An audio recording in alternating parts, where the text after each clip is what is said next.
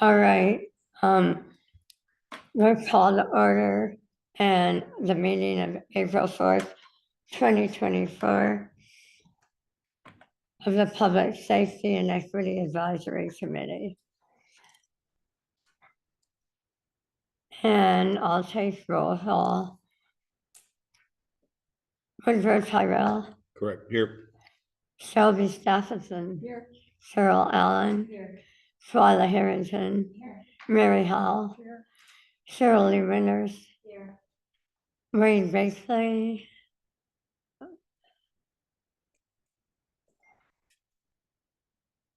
Chief Asbo. Yes. Okay. All right. Can we stand for the Pledge of Allegiance?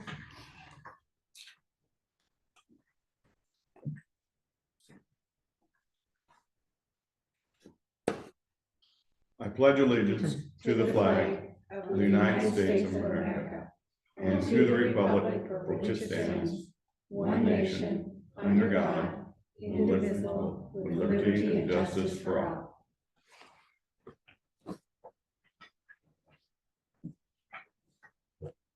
And do we have any public comment? There's no one here. And how about out in Zoom land? No. Okay, I will close public comment. Next is the approval of the March 7th minute meeting. Meeting minutes.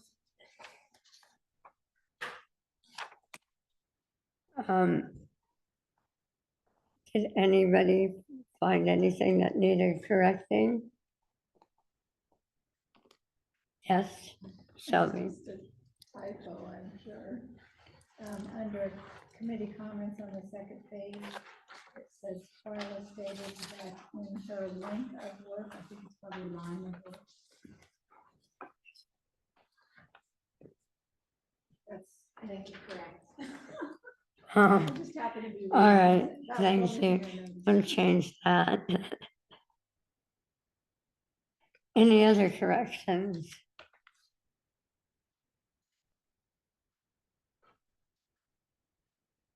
Okay, in that case, we have a motion to approve the minutes. Shelby Stephenson, I'll make a motion to approve the March 7th, 2024 meeting minutes.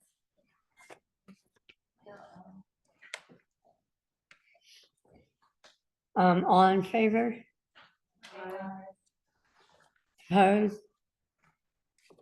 And it's passed as corrected.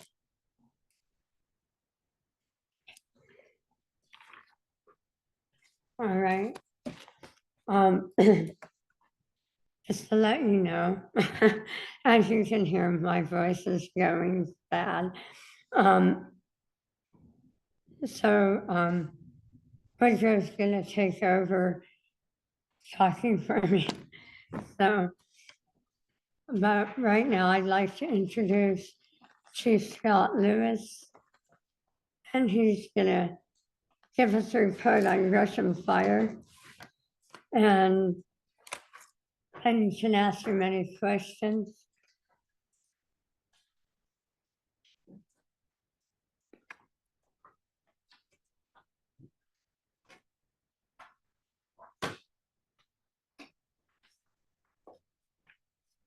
Good evening, thank you for the opportunity to be here before you today. Passed out for those who are in the room, copies of the PowerPoint presentation I gave at City Council meeting last month. I'm not prepared to pass it or share it on Zoom. So, that's all I will.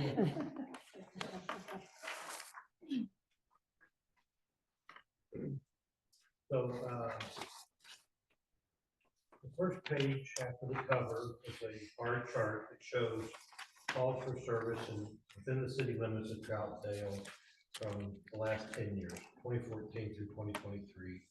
And at a quick glance, you can tell the numbers have moved a little bit from about 1,200, like in about 1,500, and then just kind of within that 300 range. So when you're only talking 1,200 calls, 300 calls is a lot.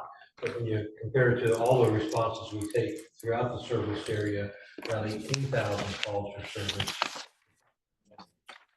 So there's two ways to look at calls, and one is calls for service. How many individual reports or addresses did we go to? And the other way we look at it is unit responses, because an auto accident might take 2 fire engines, or somebody in cardiac arrest could take 2 different pieces of apparatus. So while we may only have 18,000 calls for service, we responded to almost 23,000 unit responses where we have different pieces responding. So 2 different ways to look at the same number. And I heard somebody say one time that figures lie and liars figure, and I'm trying to avoid that tonight by saying that there's 2 different ways to look at it. And for the numbers that we presented you with, that's individual calls for service, so not the total of every piece of apparatus that responded there, but how many times we got called. The next page down shows the differences between 2022 and 2023. And in this graph, you can see some calls are up and then other calls are down. And again, it's a relatively small sample size, so those numbers change. Doesn't take much of a change to move the bar quite a bit. Again, most of the calls are going to be rescue or emergency medical services. That's where we respond to all sorts of medical calls, whether it's somebody who's having a cardiac arrest, or somebody who could be having a diabetic emergency, or somebody who's simply got the flu. Now, they try to sort some of those calls out at 911 when people call in, but the city of Portland, who runs 911, and the medical director, they're pretty conservative. They're more likely to send you out than to hold you back if there's any doubt at all. They have moved to something called Pro QA, where they ask a lot more questions than they used to, and trying to filter out those calls for service, because if we don't do something, then the calls for service just continue to increase year over year. So we'll talk a little bit towards the end about ambulance transport, which has always been in the news quite a bit since about the first of the year. Now, while the bar graph only shows about 6 different ways to slice the pizza or count the calls, the next page, which is entirely too small for a PowerPoint presentation, and that's kind of the reason behind it. These, when we fill out our reports, these are all the different choices that the fire lieutenants and fire captains have to make on what type of call it was. And then we put them into very bigger categories. For example, fires can have structure fires. There's 8 or 9 different ways to consider it a structure fire. And then we get to mobile property used as a fixed structure, such as a mobile home that's a residence, if you're using a mobile home or a camper as a fixed residence, and then any other portable building, like an office trailer or something. And that doesn't include a mobile home that's actually, or a motor home that's being used as a motor home and driving down the road. So we count it not only what it is, but how it's used. There's just so many different ways to count those. So when we report out to you in the bar chart, we really narrow it down to the bigger categories, because a lot of those categories you just wouldn't have any individual calls. Then the next page is a couple of different things. One is property use. How many different ways can we look at a building? And then the green section is action taken. So like a bowling alley is different than a billiard or pool ball. And a swimming facility is different than a roller skating rink or an ice skating rink, and or skateboard park. So there's a lot of different ways to get into the very minute detail of it. And it really doesn't matter much unless you look at a much larger scale of it than we do. So nationally, if there's a spike in fires at ice skating rinks, maybe they'll look at the compressors that make the ice skating rinks cold and produce the ice or something.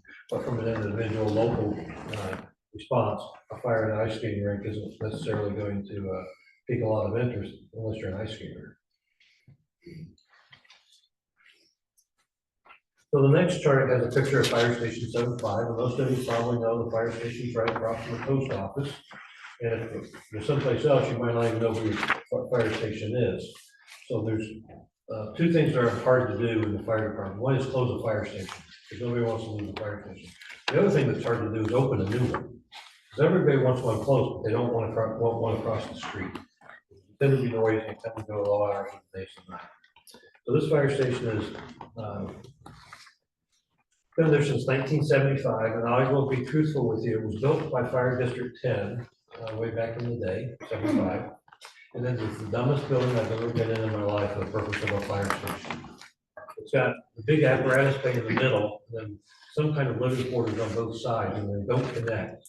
So if you're in the living room, you have to go out to the apparatus bay to get to the kitchen, or across the apparatus bay to get to the bunk rooms and the bathrooms, or across the bay on the other side to get where the officers' quarters is. So everything passes through the apparatus bay from one corner of the building to the other. And I've been in a lot of fire stations, I've done this a very long time, and it's the dumbest one I've ever been in. I don't know why they built it that way, but gives us something to talk about, I guess. So in 1993, having 3 firefighters on duty, one of those is a company officer, they're captain or a lieutenant. They responded to 650 calls, and 30 years later, same 3 people are almost 1,800 calls. So not quite a 300% increase, but more than 250% increase over that same period of time. 1,800 calls for service out of a single fire station is not, it's not like it's too many or we're going to not be able to support the service or things like that. But overall, our total service area has really increased in population. Gresham alone in those 30 years has increased at 46% in population. And some of you have been around here a long time, and we're here when it was Fire District 10, and before the Mid-County annexation and all that kind of stuff that happened back then. If you've been here that long, you probably remember that the city of Troutdale, Wood Village, and Fairview were in Fire District 10 back then. And then for some reason, long before me, they decided to de-annex from the fire district and make that the responsibility of the city to provide that protection. You do it through contract with us, which is a good way to deliver service as opposed to having your own little fire department. But with that went away the ability to use Fire District 10 property taxes to pay that bill. So now it comes out of your general fund.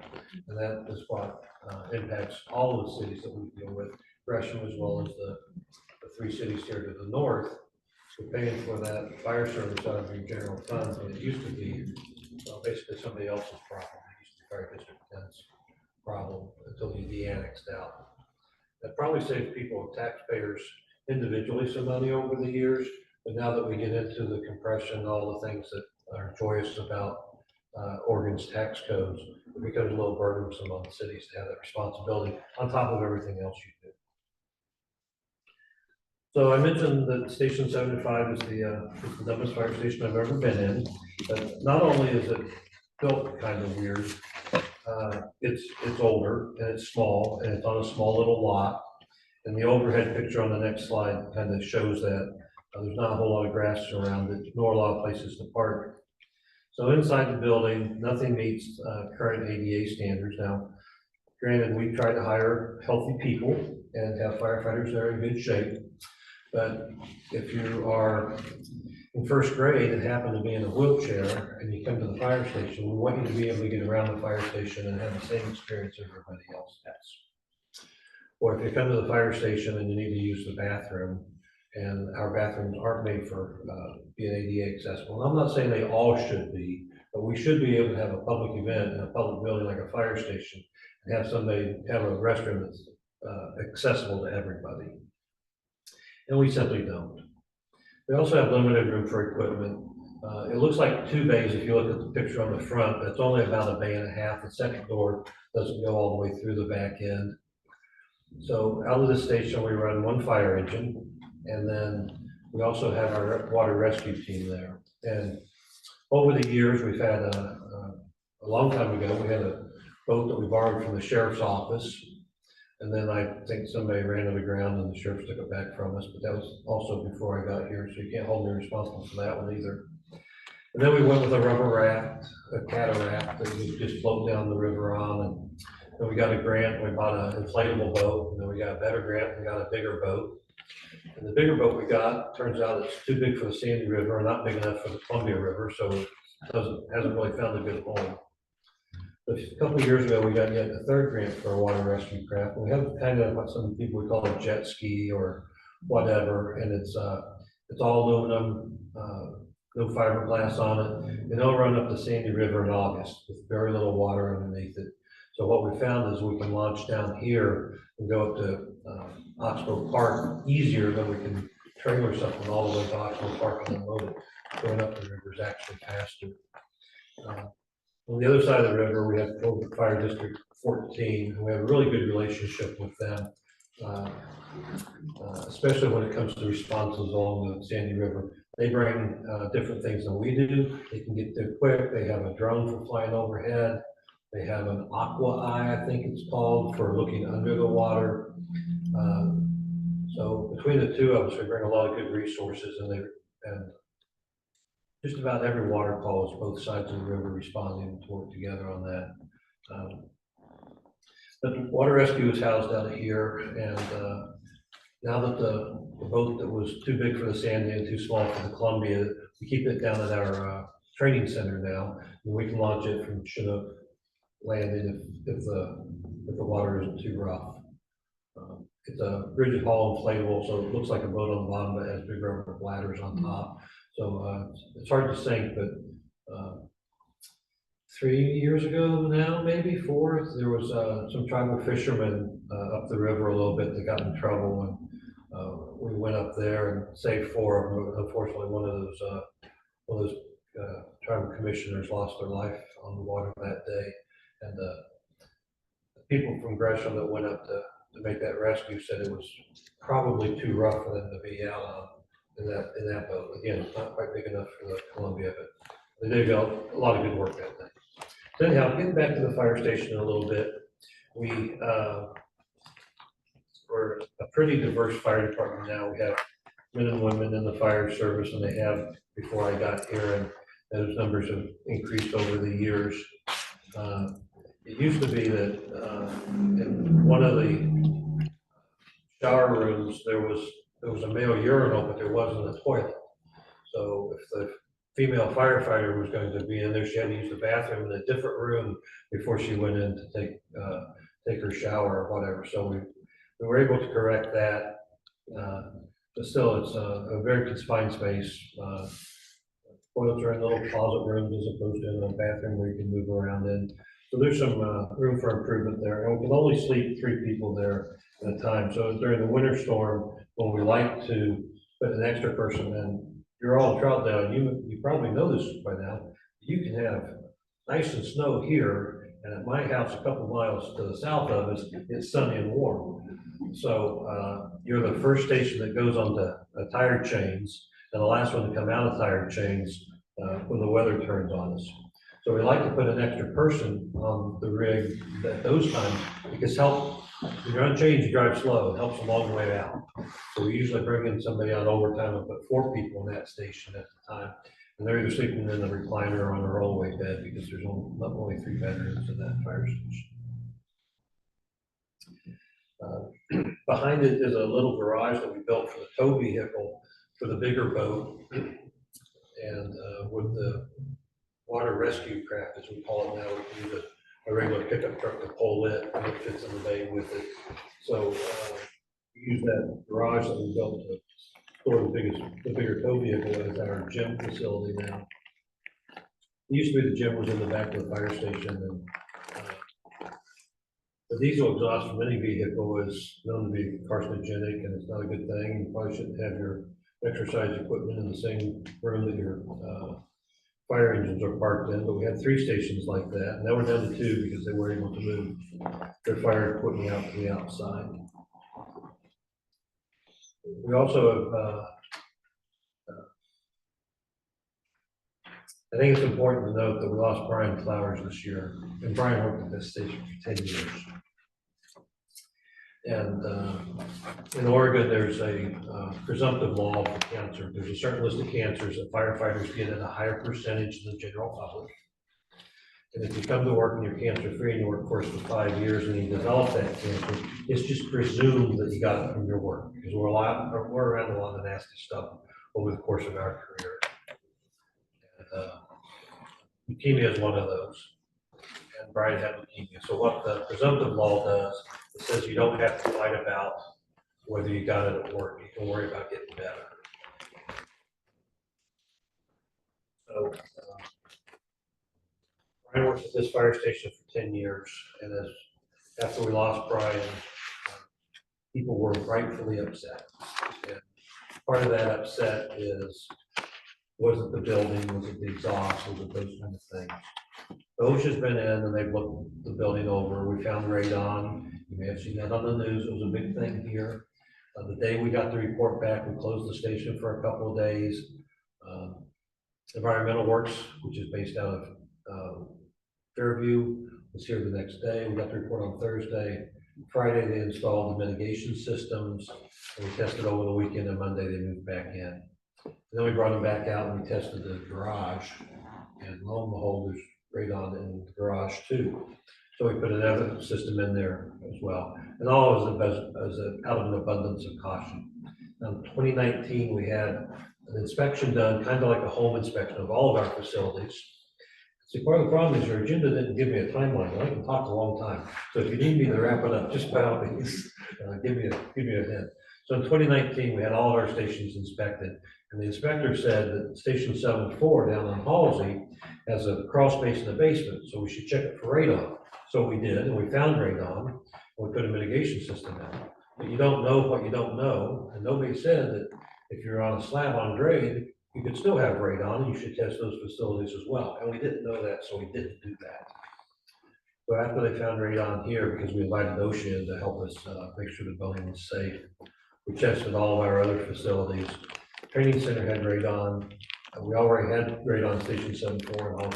So radon, without getting into the details of it, geology matters. And obviously, the geology closer to the river allows radon to form and move better than it does the further south you get. Once we got to Kane, we didn't have radon in the stations. Either the 7-2s up here in Kane or the main fire station next to City Hall or the other buildings as well. So again, we didn't know what we didn't know, but now we've tested, we've put systems in to mitigate it, and we have monitors in all the stations that we're checking every 90 days to make sure that it reports all the time, but we look at it every 90 days and run a report to make sure we're not missing something. So in addition to that, OSHA said, hey, you need to do something about diesel exhaust. And like I said, the building was built in 75, so over that period of time, the automatic door closers don't work like they used to, the rubber seals don't work the way they used to, the door sweeps aren't as good as they used to be, and maybe somebody disabled a latch so they could just push through a door rather than turn the knob to get through the door and stuff. So we've made those kind of improvements to keep the exhaust out of the building in the living quarters. So making adjustments to the HVAC, the living quarters are now positive pressure to keep the exhaust from getting into them. And then we're going to put a system in the bay that will be negative pressure. So it's always pulling air out of the bay all the time. And then when the doors open, it'll ramp up, move even more air. There'll be a CO detector connected to it. And so if the CO ever builds up, it'll ramp up or it'll turn on by itself. So the design and engineering was about $5,000 for that. We just got the quote for the install. It's going to be about $46,000 for the station. So we'll be doing that in the weeks ahead and then into the other buildings as well.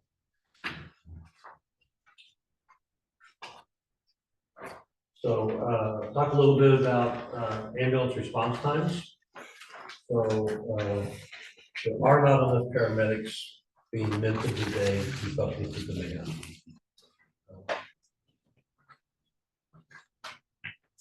Vancouver Fire Department has hired over 100 new firefighters in the last year and a half. And as many of those that they could find paramedics, they hired paramedics. Our last recruitment for an academy class last September, we had 170 some applications, but only 8 of those were paramedics. When we got down through all the interviews and backgrounds and all that, we offered jobs to 3 paramedics. 2 of them took jobs someplace else. So out of 178 applicants, we were able to hire 1 paramedic for the 6 new positions. And the same thing for the class, the previous class back in June. So there's not enough paramedics around. COVID did impact that. They shut the schools down. You couldn't go to school. Then when they started, it's all online and it's tough to learn paramedicine over on an online class. And then there's the clinical skills where you actually ride in an ambulance for like 400 hours to make sure you know what you're doing and stuff. And that simply wasn't available for a couple of years. And now that the classes are open again, they're only running between 50 and 60% capacity. There just isn't the interest in it right now. And I don't care what the profession is, it seems like all jobs are hard to find workers at. And paramedics are the same thing. So we're all competing for the same paramedics, whether it's us or Clackamas County or AMR. There aren't enough. So, like I mentioned before, I've been doing this a long time. The paramedic model in Multnomah County is certainly the best model there is, requiring 2 paramedics on every ambulance. It is also unique to Multnomah County, Oregon, and not what you see elsewhere in the country. Every fire vehicle that we respond with has a paramedic, at least 1 paramedic on it. It's a serious call. Our paramedic gets in the back of the ambulance with 1 of the AMR paramedics. And then the other AMR paramedic drives the ambulance to the hospital. There will always be those occasions, and like I mentioned earlier, there's always numbers to tell you whatever story you're looking for. There will always be some call where a fire engine didn't show up. The ambulance thought they were going to help Mrs. Smith off the ground, and the reason Mrs. Smith was on the ground is because she had a heart attack. Those calls will happen. I was a paramedic for 21 years. I ran thousands of calls, usually as the only paramedic on the scene. And very seldom will a second paramedic on that initial walking in the door made a difference on somebody's outcome. But I'm sure somebody has figures that contradict that. Right now, because there's a lack of ambulances, we frequently are what we call level 0. It used to be that level 0 simply meant there wasn't an ambulance available. Now we get little numbers after it, like 6, 7, 8, 12, because you're the 12th call in line waiting for an ambulance. There are fewer calls for service overnight because most people go home and behave themselves and sleep. But at 4 and 5 o'clock in the morning, when we do have a call, we're waiting 40, 50, 60 minutes for an ambulance sometimes. Not always does that wait make a difference, but sometimes waiting for an ambulance makes a difference. And it also ties up fire crews, so they're not available for the next call. It could be your call, or your parents' call, or your kid's call in your neighborhood. So it needs a fix. The only person that can fix it is the county chair. Most of our cities have passed a resolution calling on the county chair to make a change. She flat out won't do it. I've testified at the city of Gresham, the city of Portland, and the county commission meeting, and we're not getting a, she won't move. I can't speak for her, I don't know why. AMR is owned by GMR, which is Global Medical Response. I think it's owned by a hedge fund. I don't want more money going to a hedge fund person's pocket anyhow, any more than the chair does. I just want more ambulances available in our service area because it's important to our community. They need to make it fix. They had a mediation session the other day. They got another one coming up within 30 days. We've been short of ambulances in East County for almost 2 years now, and now they're at mediation. So something should have been done a long time ago. We can't fix it. We've done all we can, and we simply can't. So I mentioned a little bit ago that we lost Brian, who worked at the Troutdale station for 10 years. In February, we lost Brandon Norberry, who was a Navy SEAL, he was an aggression cop, and he'd worked for us for more than 10 years. Brandon died while at the training center. He collapsed, and the people that we have working for us provide the best care anywhere. If he could collapse at their feet and they couldn't save him, he wasn't going to be saved. I've been doing this for 41 years and never lost a firefighter. It's tough to lose 2 in a year. It's tough for the guys that work and gals that work in those fire stations to lose 2 in a year. So it's been 2023 was a tough year for Gresham Fire. To lose 2 firefighters. The levy vote in May failed. Contract negotiations are always tense between cities and bargaining units. We did that all of 2023. So there was just a lot of stuff that was really tough on the organization. None bigger than losing 2 of our firefighters. But we had some good things. We got a new ladder truck, and it's big and red and long. And it took about a year to get council to approve the money and get it spec'd out, and it took 2 years to get it built and delivered. The current delivery time is between 48 and 54 months if you were to order one today. And about 6 or 8 years ago, that was $1 million truck, and now it's a $2 million truck. And we got it for 1.6. We could have sold it for a $500,000 profit the day we got it if we didn't need it. So our oldest ladder truck was over 20 years old. It was a spare. And when something gets that old, it requires a lot of maintenance and money to upkeep.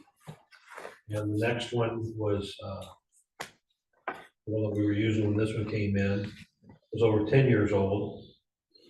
And it was made a little different. It was a single straight truck, but the wheels in the back would turn. So if you turn to the right, the wheels on the back would turn to the left, and you could go around the corner faster. Or if you were on a fire ground, you could flip the switch and it would dog walk. All the wheels would turn the same way. You could kind of go out sideways. And that was really convenient as we get closer together and denser and taller. If you live on a quarter acre, that used to be a small lot. Anymore, anything over 3,000 square foot is a big lot. And as we build apartments and neighborhoods closer together with smaller streets, and our friends in Salem have pretty much said that you can't require parking anymore. This truck will go where our old truck wouldn't go. And our old truck was very maneuverable. It's amazing where a tilted ladder truck can go, because it bends in the middle and the back wheels steer independently of the fronts. So we can put in very tight spaces. That's why they've been in service for a long time. This truck is 61 feet long. But they've done a lot of practice, a lot of driving. We made sure they were safe before they started running it with lights and sirens going. And it's a great tool, and we'll use it for a long time. Moving down to the next slide is our Fire Recruit Academy. We had 2 recruit academies in calendar year 23. And because we're clever, we've enabled in 2301 and 2302. There's only been a couple of years that we've had 2 academies in a single year. Part of this is because of turnover, people retire and move on. And another part is City of Gresham used some of their ARPA funds to fund 4 new positions.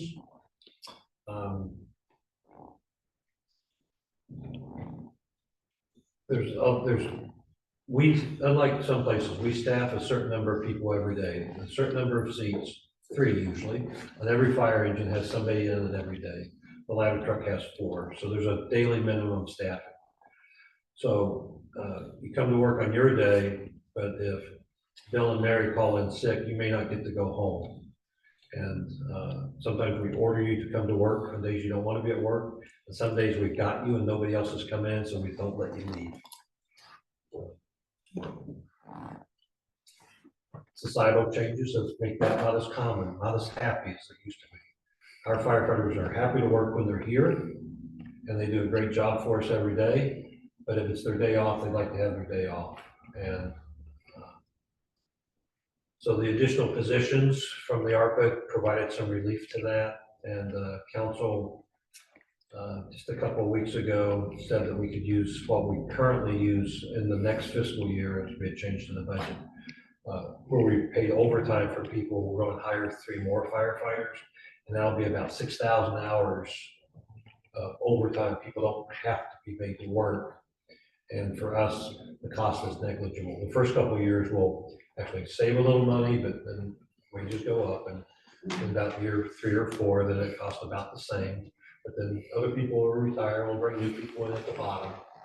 So we'll add FTEs, add 3 FTEs next year. That will be paid for with overtime savings, and people can be home more often. That's what we did in 2023. Like I said, it was a tough year for us. 2024 is off to a better start. We have a tentative agreement on our contract that the council will see in a couple of weeks. And things are going to be better. We got another levy option coming up in May. And we're pretty hopeful we'll be successful this time around.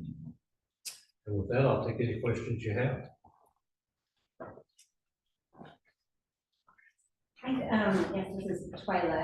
And my question is around the ambulances and the queue time you mentioned. So you were saying that people can wait up to 45 minutes just because they're like at 0 and 12. Is that the acuity within that queue, is that still being triaged?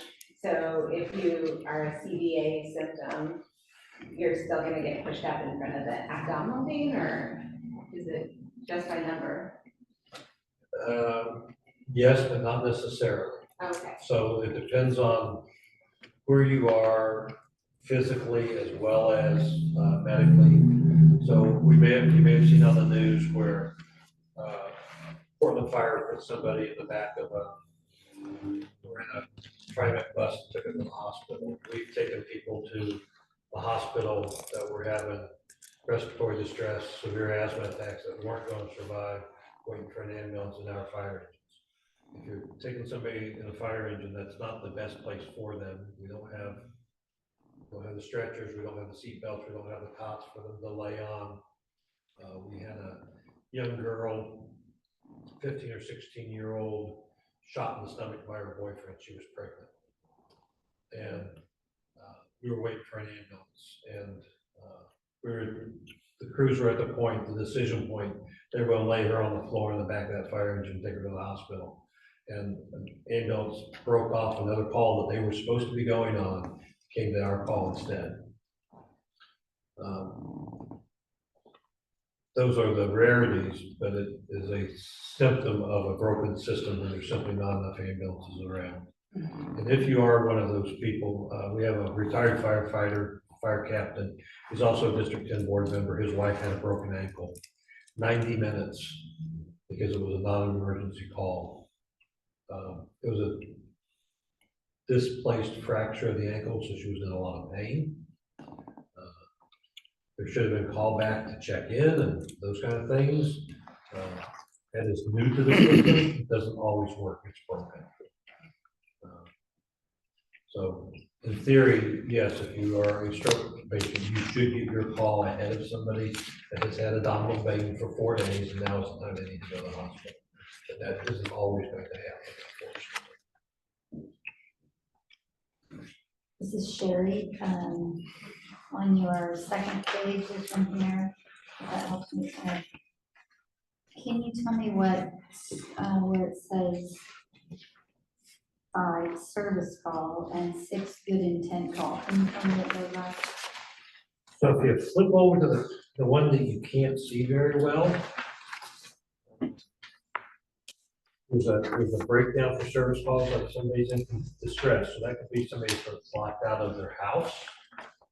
Service call, we have a lot of people come to the office because they've had their wedding ring on just too darn long, and it has to come off, or they're going in for surgery or something, and they can't wear jewelry, and they've worn it for 30 years. And we're in the front lobby cutting rings off people just about every week. So these service calls are things where people need help, but it's not necessarily an emergency. For example, assist police. Every now and then, police will get someplace and somebody broke in overnight and they went in through the roof. Police cars don't carry ladders, we do. So we'll go out and we'll throw a ladder up so their detectives can get up and look on the top. So the service calls are things where people need help, but not necessarily need red lights and siren help, but they still call us for those things. And I'm sorry, what was the other question you had? Now that you point this out, and I can see good intent. Yeah. Some good intent then, so, okay. So, yeah, so like a good intent call would be somebody that thought they see smoke and it turns out to be a fireman. They didn't mean to call it in as a false alarm, but they thought there was an emergency and there was. Okay. Okay, and I do have another question. I think it has to do with the picture of the station 75. Is there a way to reconstruct that on the lot, like where you could build up? Theoretically, you can build up, building up costs a lot more. So yes, you could build up. Station 31 in Portland on 172nd, used to be Station 45. It's a very confined lot, so when they rebuilt it, they went up. Now, the guy that has the front bedroom over the bay door, who doesn't go on all the calls at night, doesn't like that door opening underneath him because he gets woke up anyhow. But yeah, you can build up in a constrained lot. Okay, But when you map out where that station is and what time it takes to get to different places, you lose a lot of seconds between where it is and then out to 257. Because most of the calls don't respond to the right side out of there or back behind it. Generally, for the Troutdale calls, they're going out and then going up or down the thoroughfare.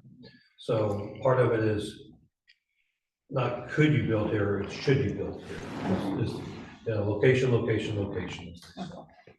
okay, and then my last one was, when you talk about being like without enough firefighters, you guys don't want to stick around longer or something, is there a way to utilize a volunteer fire force? I would say no, because the fire service delivery here is much more complicated than it is at Corbett, for example, where it's mostly single family residential, very dispersed, not very dense. Most communities of any density at all have moved away from their fire responses. And not only that, not only do firefighters now, let me rephrase this. Volunteer firefighters are the backbone of the fire service across this country. Far more acres are covered by volunteers than there are city firefighters. But that number has dropped by like 40% because lifestyles have changed. They've got kids that are active, or they're working 2 jobs, or they gotta be home with the kids. So their husband can go to his job, whether it's male or female. Volunteers are always in short supply wherever they are. Back east in big states like Pennsylvania have relied on volunteer fire companies for a century or having trouble keeping enough people in. Also, typically, a lot of the smaller towns, a lot of people are moving away from, and if you travel cross country off the interstate at all, you can find little towns that are almost boarded up because there's just not enough people around to do that. But in urban areas, it's generally, it's tough to get volunteers, and it's tougher to keep them because the training standard is the same. They have to know the same amount of stuff. They have to have the same level of training because it's not going to be any safer for them because they're volunteer than if they were a career firefighter. So I asked because when my brother lived here in the state, he was a volunteer fireman out of Oregon City area. yeah, So he'd do all the trainings he'd get out because he wanted to make sure yeah, people lived. yeah. I understand. I've done it myself a long time ago. I don't disagree. There's a place where it's just an hour delivery model. It's tough to keep up with the training for the people we have. and then to have a volunteer force, how it fits in and stuff. Gresham's last volunteers, I came here in 2003, 2001, 2002 was kind of when they disbanded what they had left.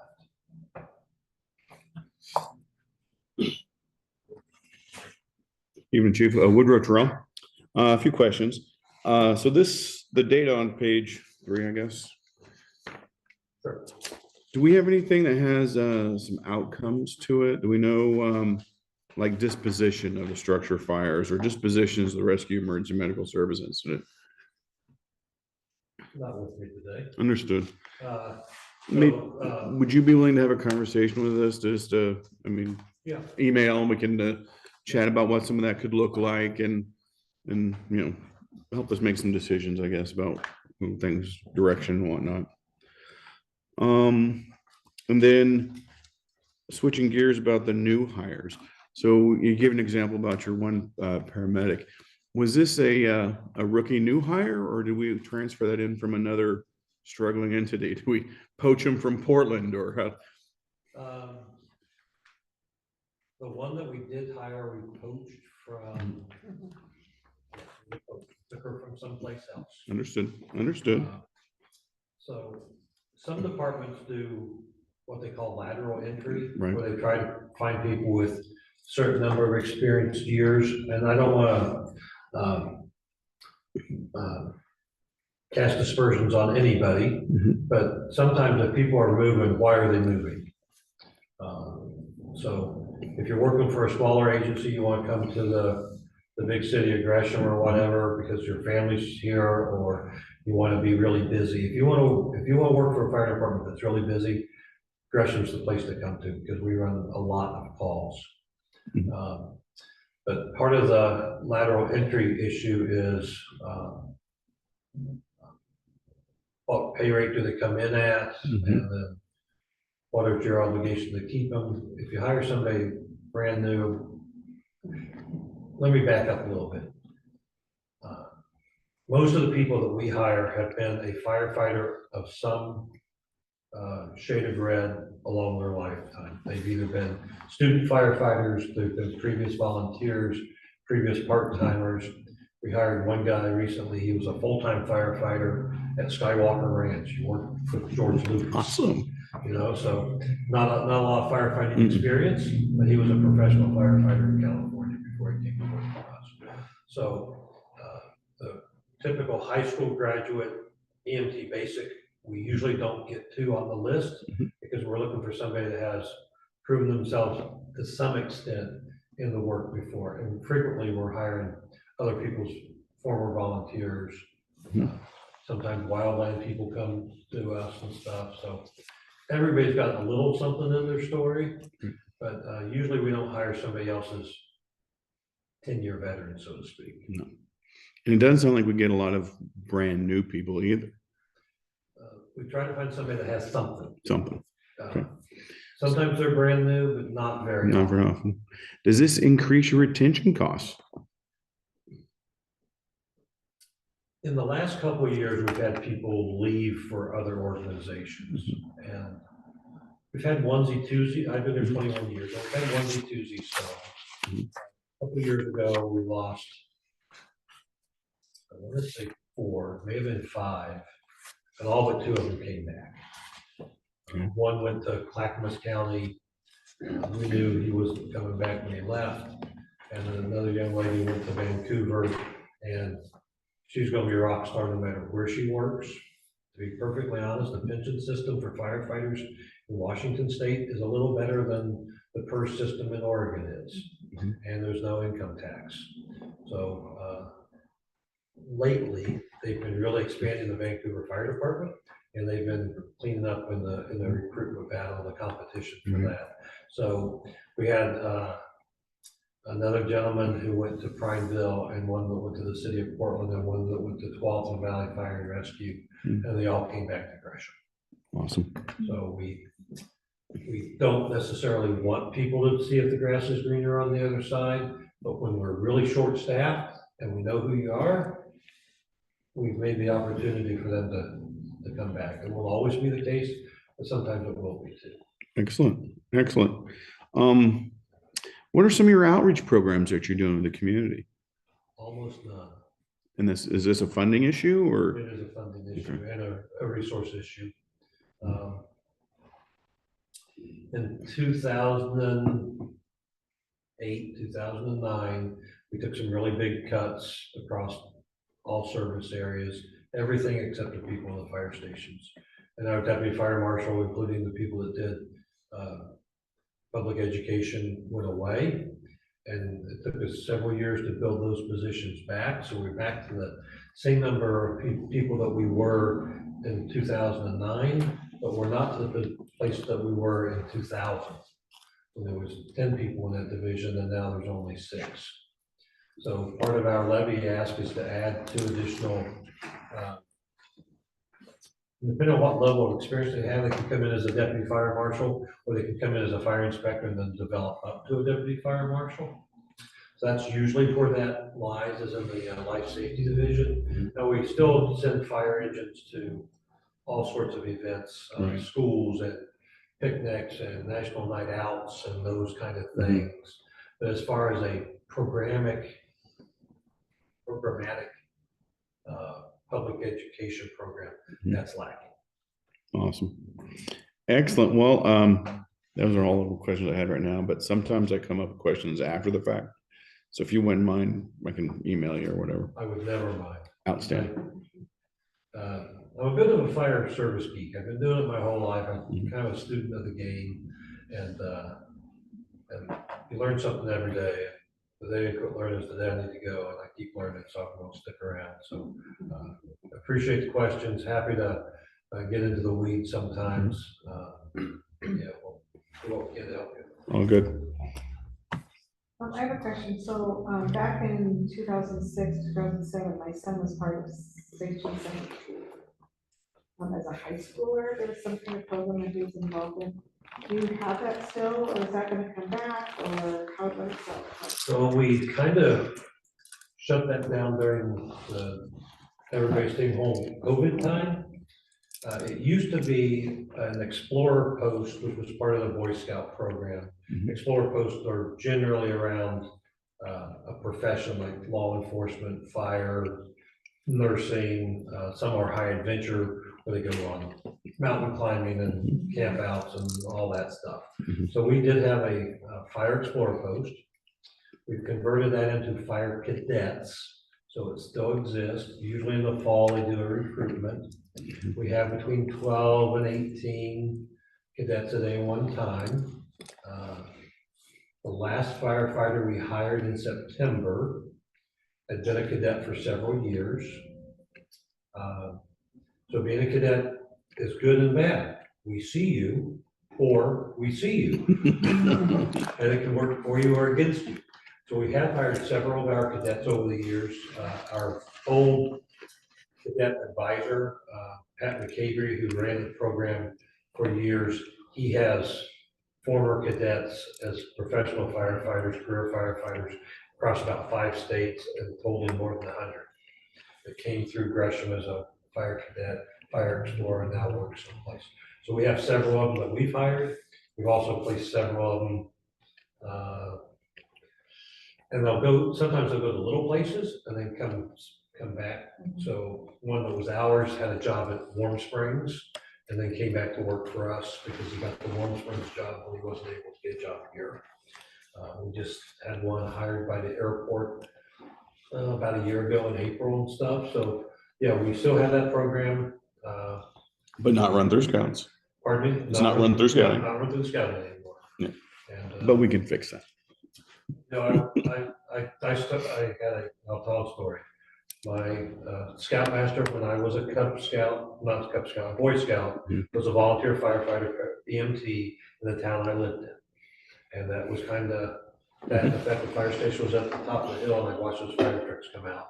Kind of got me lit. And then I went into the Explorer program in my hometown. From 15, you had to get out at 21. So I was just a month under 15 when I joined, and I was still in it when I got hired full-time at the age of 20, and I've been in the business ever since. So I'm a proponent of a cadet program, whether it's explorers or not.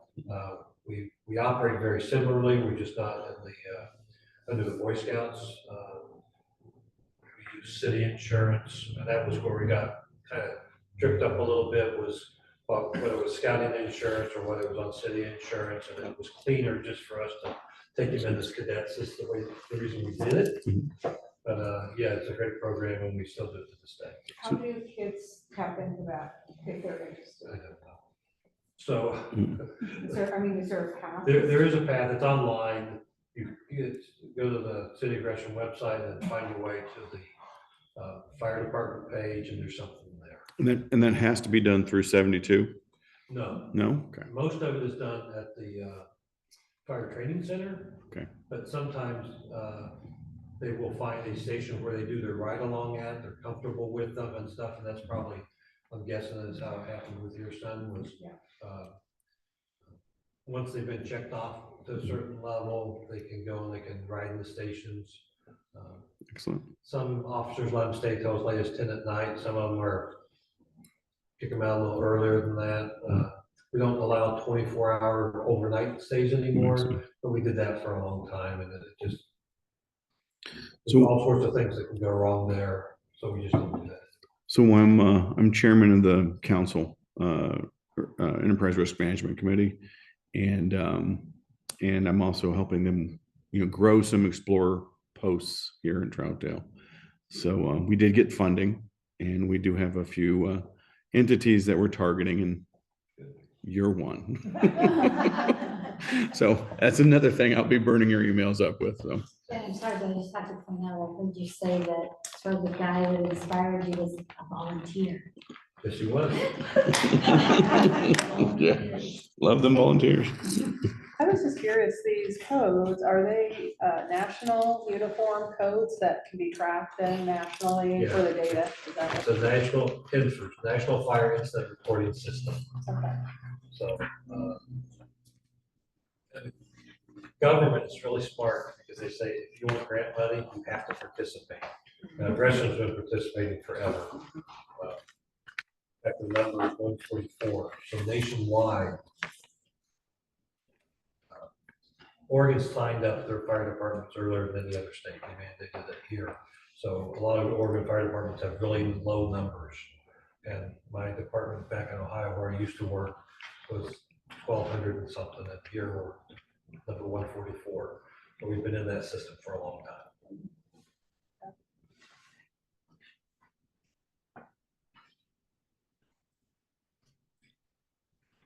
Any further questions? Paul? So I'm really proud of the work our people do for you, and I'm happy to come and talk about it. So if you want me to come back at a future time, or you have a question or something, feel free to email me. If I don't know the answer, I have people that work for me that will. Thank you. Thank you, Chief Lewis.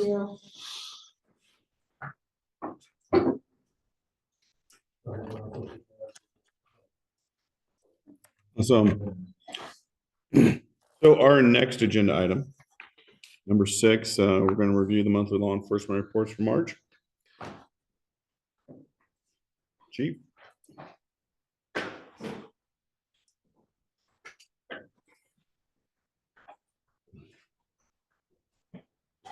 Email. Chairman of the committee. We'll be reviewing the law enforcement report from March 1st to March 31st.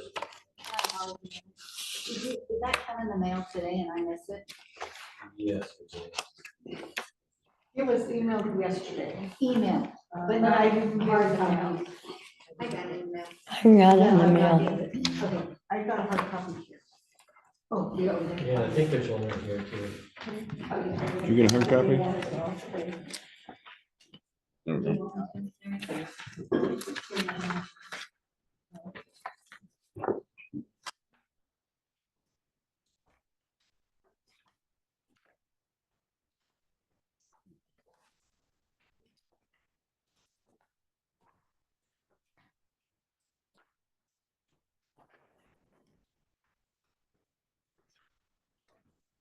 All right.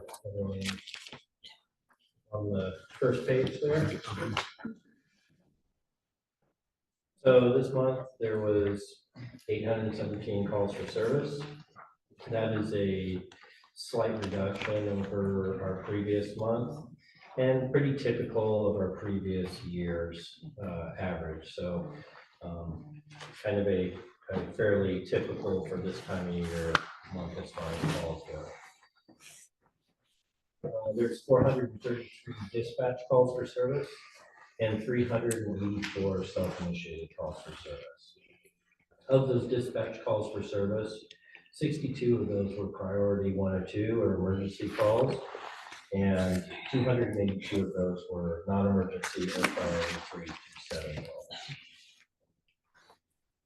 Looking at the traffic accident report,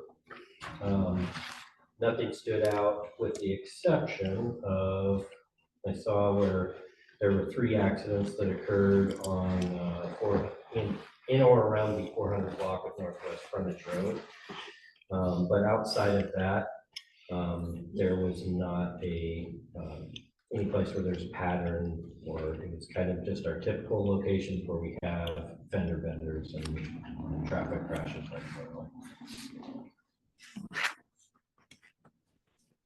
As always, the next page covers community policing contacts. I won't go into too much detail about that, but I'll let you take a look at that for yourself. But pretty typical for our month of community policing contacts. Moving into the law enforcement activity report as it relates to the IGA. There was 174 total traffic stops made in the city of Troutdale this month. Of those 174, 134 of those resulted in warnings. 24 resulted in non-criminal or violation citations. There was 7 total arrests made and related to those traffic stops, 4 of which were physical arrests where somebody was taken into custody and booked, and 3 of those were cite in lieu arrests where somebody was issued a citation in lieu of being booked on jail. Along with that, there was 3 reports written, which generally those are reports potentially clearing out stolen vehicles if they were related to a stolen vehicle or things like that. As we look at the detective case activity, there was a total of 10 cases referred and assigned to detectives during the month of March. Of those 10 cases, 5 have already been disposed or cleared. So 50% of those cases were cleared out already.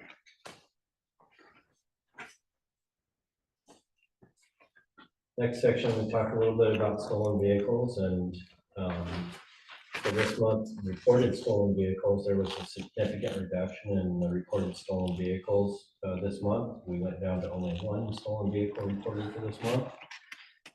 That's a reduction over the previous 31-day period, and it's a reduction over what the average is for this time of year in previous years. And I was glad to see on this next page that there was a 0, because I worked so hard to get zeros out of this. So this month, there was 1 stolen vehicle recovered, and that's a little increase over 0 from last month, and about typical for this time of year as it relates to last year's average. Looking at the calls for service log. So as always, generally what I look for when I look at this calls for service log is I look for things where there's certain patterns, or I can look and project that there's potentially an increase in something that's unusual. So as I reviewed this month for those things, I only noted one thing that I thought was not a common occurrence for the city, which is on the 8th of March, there was a robbery at a local business here in Troutdale. That robbery is also referenced on the detective's referral log. So that robbery was referred to detectives, and detectives are continuing to investigate that case so they can hopefully take the suspect into custody. So, in that particular robbery, there was a limited amount of cash removed from the scene, and fortunately, nobody was injured in the commission of that robbery. Outside of that, as I looked through, everything else was fairly typical and what we normally would see and or expect to see from our calls. So nothing outside of that robbery really stood out a great deal to me. So with that, I will let you all have, ask any questions you may have and do my best to answer. This is Mary. I was just wondering, there's a gentleman down there on Frontage Road, and he's just been laying there. Yeah. Has that been addressed? I'm sure it has, but I was just, what's the story on that? 'Cause Yeah, so the story is Very that sad. he has been offered multiple options outside of just laying there. He was choosing to stay there. Not only has our Hope team been down there pretty much daily for about the past 2 weeks. They've also connected with all of our outside partners to get our outside partners involved. So some of our outreach partners have been down there and been in contact with him. So we've also contacted ODOT, who manages that section of property there. So ODOT's aware of it, and ODOT will at some point take some steps to address him being there. Of course, for us, our biggest concern is that regardless of whether he wants to be there or not, that's not a safe place for him to be. So we're looking to convince him that it's a good idea to take some of the services we have to offer so we can get him to someplace safer. Sometimes that's the biggest challenge with folks, is getting them to accept that some of those other options might be better than what they're doing. So we're going to continue that work until we can get him moved to someplace better. And I apologize, where is this located? Frontage Road, like, is it right in front of? Like McDonald's. Yeah. Is this not a location that he could be trespassed from? Well, It's on the freeway side. yeah, so that he could be. That's a decision that ODOT would have to make because that property is owned by ODOT. Okay.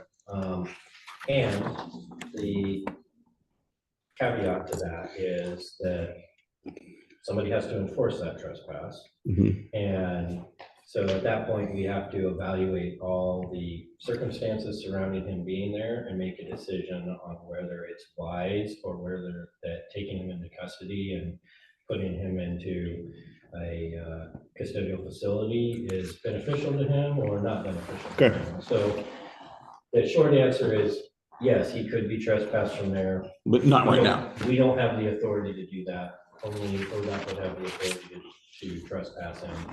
And then from that point, if at some point ODOT does that, then we'll start other things that maybe that does the same thing. Yes. Yes, I know in my line of work, we struggle with this, a lot of that question of capacity, are they decisional, and then going down that piece of that process of guardianship, which is long and forever. Just curious, how, from law enforcement perspective, how does that decision, are they decisional or have capacity to say, yes, I want to stay here? How does that assess? So law enforcement is very limited in things when it comes to behavioral issues that we can take people into custody for. And realistically, to kind of summarize that, it's a matter of, are they a danger to themselves or a danger to others? Now, that's a little bit vague. What is a danger? What I think a danger to yourself might be different than somebody else. So what we have to base that on is what's kind of the accepted practice. And right now, the accepted practice has historically been, are they either suicidal and or are they homicidal? And this gentleman doesn't fit any of those. So even though I would certainly argue that just based on the fact that where he's at and the way in which he's staying there, long-term and big picture, that's certainly a danger to himself. Unfortunately, the courts may not agree with me, and so they may not, that kind of cuts down my ability to take him into custody against his will or transport him to a treatment facility against his will. I know, I'm just concerned, because when I see him down there, I mean, what if he got up and faltered and fell, somebody could run over him? I mean, I'm just concerned about his safety, Sure, and. I share your concerns, and that is my number one priority, honestly. I get the community concerns that, that's many people feel that's not the optic they want as you drive into Troutdale, but that's really low on my list of concerns, because my number one priority is trying to find someplace that's safe for him. Right. And frankly, that's a part of the challenge, is that, if he were in fact trespass and chose to move from that location, that really doesn't solve the problem. Right. The problem is he needs the appropriate resources to help him out. So by just making him move a few blocks down the street or to the next closest city, that really doesn't change the end result. It just removes the Location. or the visibility of where he's at. So as with all the folks that the Hope team works with, like, our goal is not so much just to push them around and move them to other locations. It's to actually find some realistic options for them. So when we do move them, we move them into something that's an improvement versus just moving them to the next unsafe spot. I'm sorry, there was, I don't know if you saw this on the news this week, there's that lady that is downtown Portland that's on the freeway. Mhm. And they had said that she's just denied all services whatsoever. They've offered for over a year of services that she won't move. Mhm. And it's kind of the same thing, is if she were to fall down a hill, she could die. I mean, somebody would accidentally hit her over. And if it's in the middle of the night, people may not know it's a person.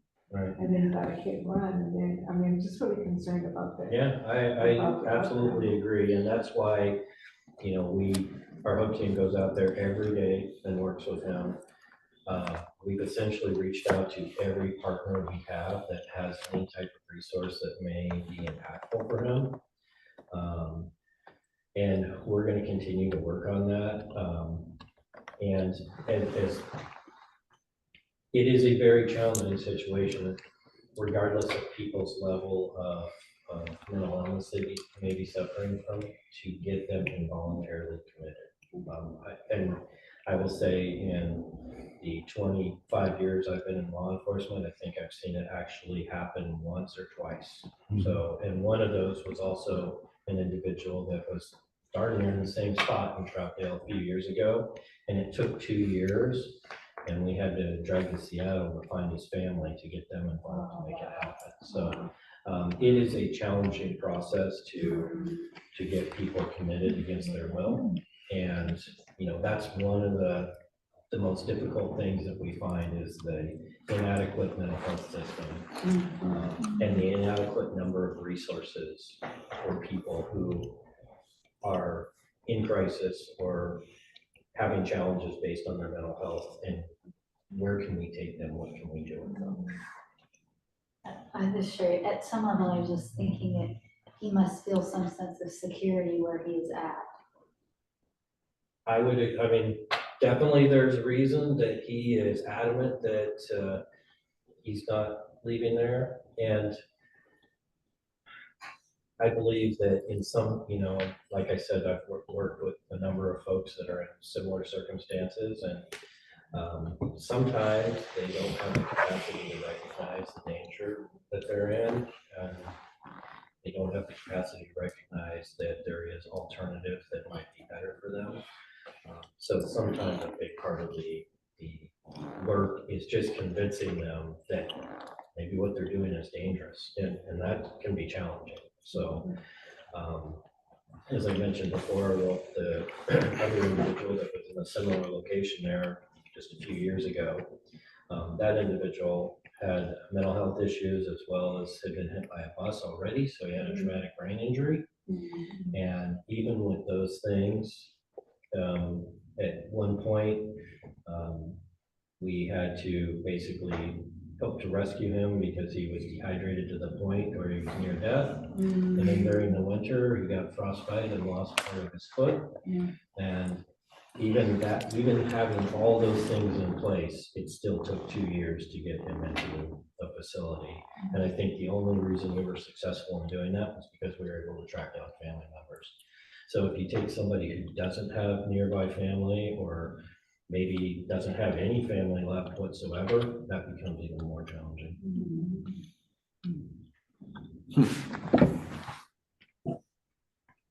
Wow.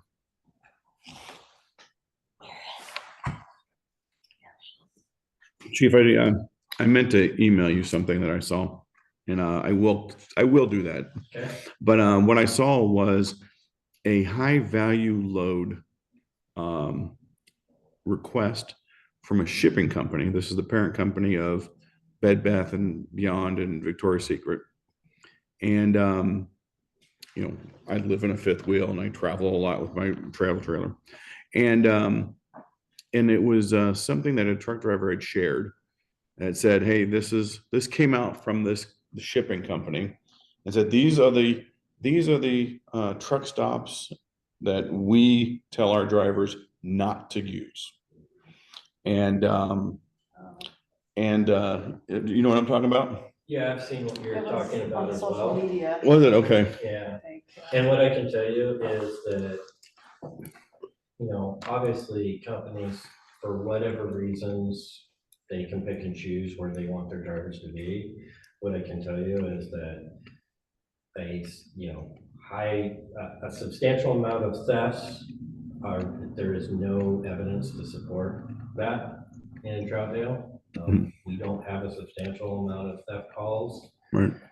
Anywhere on Frontage Road in Troutdale. So, I don't know that there could be some historical context many years ago that supported that, but I read the very same thing you did. Got it. And thought exactly what I'm saying right now is there certainly isn't any statistical evidence to support that. Excellent.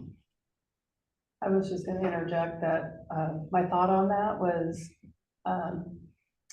they said something about, if it's the same one, the load being $100,000, which to me wasn't very much, but, I know somebody who does do, they travel all over the United States hauling confidential stuff. And I'm almost wondering if they're not talking about those people, because they don't stop. They don't stop in a lot of different places. They have to continue to drive, and it's a husband, wife, and they just go. So I don't know. And to me, it's just maybe, All right. is it very credible? Right. I mean, I do appreciate the question though, and because I think that, there's certainly value in knowing that that's problematic. And we would be having a discussion about some of the challenges down there, and I would be presenting those to the and committee. we'd If we see were them. having- Yeah, Right. if we were having that level of issues down there, we could talk to them about it, and how we were going to resolve it. So I think it is important that we have the opportunity to discuss it and talk about it. And like I said, I don't know if maybe many years ago there was some historical reason and that particular trucking company had problems or whatnot, but I can just tell you from a statistical standpoint, it's not accurate. Mrs. Sherry, you probably answered this question before, so I apologize. But when their things are coded accident, hit and run, and you respond to them, are they really like hit and runs, or are they more like the call got put in and then nobody waited and they left? Could be either. Okay. So sometimes they are truly hit and run where somebody's car got hit. Sometimes it could be like a door ding in a parking lot somewhere, and maybe even the folks who left didn't even know. But because there isn't a second party there, it's listed as a hit and run, at least until the deputies get there and resolve it. So It could be either of those. It could be, you know, your true stereotypical hit and run where somebody crashes in you and then they, instead of stopping, they just take off, or it could be a lot of other issues. Okay, all right, that helps me out, thanks. Do we have any other questions about the law enforcement reports? One more thing, I know it's gonna be ridiculous. It's on the page. Stolen vehicles. Yes, okay, stolen vehicles. So where it says previous 7 days or, previous 31 days, whatever that is. We have 7 up above and we have 6 down below. You probably explained that too to me before and I just don't remember what it is. You see what I'm saying? On the graph. So you're talking about where it says the previous 31-day period and then it lists the number 7? Yeah, and then if you go down here and you poke up from where February is, it shows you 6.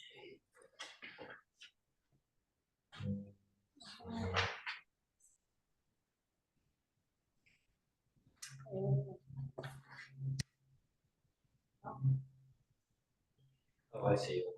It's not even marked, that's why I kept missing. So potentially what could have happened was sometimes people report things that happened. So if somebody's car is stolen on February, the last day of February, and they're gone and they report it on March 1st, it may show as a March or, you know, it may show as a February, depending on what the deputy lists as the date of occurrence. So this listing up above where it says January 30, that really could be January 30 or 31, includes one of them, and then down below. Okay, Right. thank you.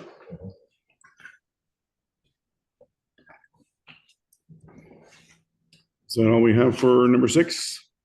I'm sorry, Nope. one more quick question.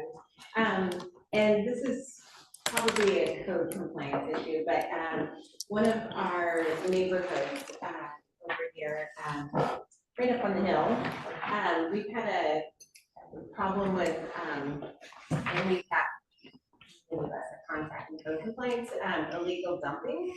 Okay. And so I'm just wondering if you have any thoughts on strategies other than we're thinking of trail cams and maybe putting some signs up saying this area is being like monitored. But there's definitely, Is it on private property or public property? it's on Sandy Avenue and it's on, they're dumping on the side that's Troutdale. So the side that goes right down the hill to your park. Okay. Thank you. Um, Big dumping or little certainly dumping? Signage could be helpful, but I don't know if it's the end all be all. You would send me the location via email. I'll let our community resource deputy know and have him start doing some looking into it. Yeah. And then he can also reach out to Metro, who manages illegal dumping, and we can see if we can coordinate with them to do some work on that as well, especially if it's a regular repeat occurrence and it's happening a lot. It happens about 2 to 3 times a month, and it's usually, looks like it's quite a few times it's like large toilets. I don't know if they're like construction people, and then like lots of paints and stuff, so. Yeah. Well, please send me, email me all the information you have, and I'll share that with some folks and see if we can work on it. That jarred my memory. Was a meeting last night. And apparently there's been some graffiti on the Columbia River Highway Bridge across Sandy. So on the base of it. And apparently there was some graffiti last year. And now recently there's been some, both sides. Unincorporated county side? Both sides. Okay. And I guess now there's a graphic unmentionable painted on there now. Yeah. And the question was, who do we talk to about this? Well, certainly calling and reporting it or making a report, an online report, lets us know that it's occurring. I am very familiar with the east side of the bridge, and I'm aware that that's regular graffiti. That's actually managed by Oregon State Parks, and they spent exorbitant amounts of money repainting that. So, but we will happily take reports on it and make some effort to, but graffiti's a tough thing to identify our, you know. Well, and honestly, the question was, who do we talk to about getting it? You know, the question was also, is this a historical landmark? You know, can a community group or group of artists, I think even she was talking about, come over there and repaint it, or would that be causing more? So I haven't looked into that on the west side. I can tell you, I did look into that on the east side because there was actually a group of houseless individuals that wanted to clean and actually paint something nice, put like a mural up, thinking that less likely people would graffiti over something that was art versus just a perfect canvas for graffiti, which is a very wall, right? And Oregon State Parks opted not to allow that. So I think I'd have to double check because I'm not sure whether Troutdale controls any of that. I would imagine since it's a bridge and abutment, it's probably ODOT. But I can look into that and see what I can find out. Should we do an incident report or just an email to you, or how do you want to do this? Yeah, incident report is better because then we collect that statistical data. An email to me doesn't collect any data, unfortunately. So, I like data. yeah, me too. That's why I like to see them get reported through that system. And probably an online report would be sufficient for that. Yes, sir. Any other questions for the chief? Awesome. Thank you, sir. Thank you. Oh, hold on, Paul. I'm sorry, online. Paul, you have a question? Thank you, Woodrow. Yeah, I have a specific question under calls for service. March 1, actually, it's really page 1, I assume. The second column is timestamps. I'm looking at the second incident, medical assist. And I'm seeing the first 3 measures occurred, dispatched, and at scene. And I'm seeing on that particular incident, 15 minutes between occurred and dispatched. Is that because 9/11 didn't answer the phone, or what would account for that? Can you guys, I honestly, I don't have good hearing anyway. Yeah, I'm sorry, Paul. Let me try and get the volume up a little bit higher. Well, and don't move either. Am I making noise? I'm sorry. I'm digging in my pockets. But I hesitate to answer. What's based the on- date? What's the date, Paul? Oh, okay. So on the calls for service log, March 1. March 1, March 1, the second incident, medical assist. medical assist. Are we all on the same page? Yeah, He was asking about the dispatch time. Why it was 15 minutes. yeah, there's a 15-minute difference between occurred and dispatched. So it was. So what's the question you're asking? Why is there a 15-minute difference between when it occurred and we get dispatched? Right, because I looked through, most of the other ones, that's, maybe 2 or 3 minutes between occurred and dispatched. Yeah, I don't know what that reason is, because it's probably based on BOIC's CAD system, because BOIC's CAD system is what actually puts those times in there. So I don't know if that is because that's what time the phone call hit their system, but maybe they didn't actually answer it at that time. So the system may just list the occurred time as the time that the phone call actually hits their system. But BOIC would be able to better answer that question.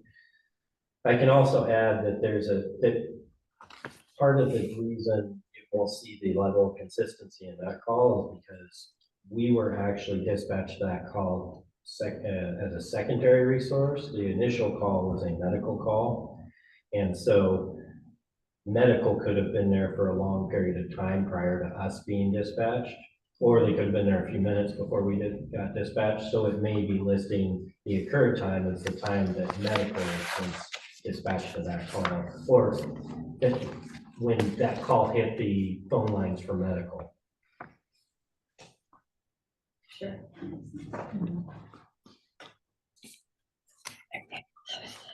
Excellent. And we're good with chief? Excellent. Paul, are you good, Paul? Is your hand still up or? No, I'll take it down. Thanks. Oh, no worries. Thank you. Excellent. Thanks, sir. Thank you. All right. So, city council would like us to review the Gresham fire inspection fees. This is attached to our packet. Is that right?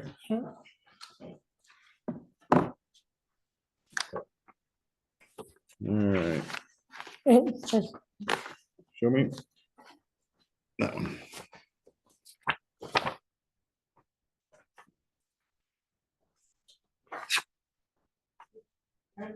oh, Exhibit B, council meeting item number 4.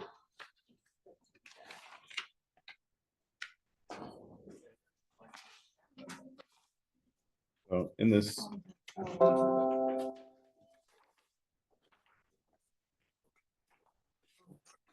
You're right. All right, so I'm gonna read some of the history about this document. Back in 2008, City Council passed an ordinance adopting the state fire code and establishing fees. However, the ordinance said the fees would be set by a subsequent resolution, and the Troutdale City Council never did that. So the fees they said we should have had never happened. Gresham, Wood Village, and Fairview have all adopted the fee list. The reason is that those who use a service that's mandated should pay for that service. It benefits the city, not Gresham Fire. The fees are billed by Gresham Fire, but the money goes directly into the Troutdale General Fund as a credit against the annual fire contract costs. So these fees will only benefit the city of Troutdale. Any questions? As we look through Exhibit B from 312, council meeting item number 4. So these would be new. They haven't been established still. Yeah. Right. Well, aren't they established for Fairview, yeah, but Wood Village, but not Troutdale? Yeah. Mhm. So I just kind of have a question about some of the, like, the aircraft fueling vehicles. And What questions you have about the aircraft refueling vehicle? so so this is a one-time fee? Yearly fee? certainly, What kind of a fee is that? And I mean, how often are these fees charged, number one, and like mall, what does that mean? Temporary kiosk, so if you have a temporary kiosk, you're gonna be charged $126 to set up a kiosk? For the permit? it's for the fire inspection. Yeah. Even if it's like a day thing? I'm sure that's a You know, different there's permit. Tents and membrane structures and Yeah. use tents to, greater than 200. I just have questions about, I was just curious as to yearly or And one-time event or. I think that this permit would definitely have a tie-in with planning so that the permitting process for allowing a kiosk or we don't have a mall set up with do we? Is there a mall in Troutdale? Yeah, The outlet mall. Outlet. The outlet mall, but do they have a place for a tent in there? They do special events there. Sometimes Yeah, they have like sometimes. Radio Disney and such go down there. So then I'm sure then there would be a way for them to request a permit and have a inspection done. So if they're using helium or any other explosive, barbecue grills, that type of thing, there should be an evaluation of their request. But that's not what it sounds to me. I mean, it's not specific, right? Like, that would be then flammable combustible liquids. I guess I'm just a little confused as to Yeah, I would like an explanation for it. So who can we ask for that explanation? I would Hmm. assume- That's what I was. Is there, I wonder if there's anybody around here we can ask those about. Exactly.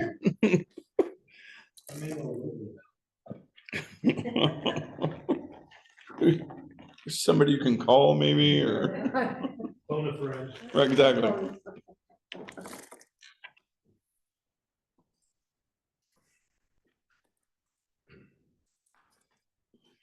Good evening again. These are fees that we currently charge in all of our other jurisdictions. The village for review or Gresham, and they are per inspection fees. Frequently, these are annual inspections. And we're doing these inspections now, but it's coming out of your general fund to pay it as part of the fire service fee. What the other cities have done is make the people who's responsible or generates the inspection pay the fee. And like the resolution or the conversation earlier was, that just gets deducted off your fire service bill, so that those that have the fee is charged it. So if somebody's going to have a fireworks display, and we have to go out and inspect that.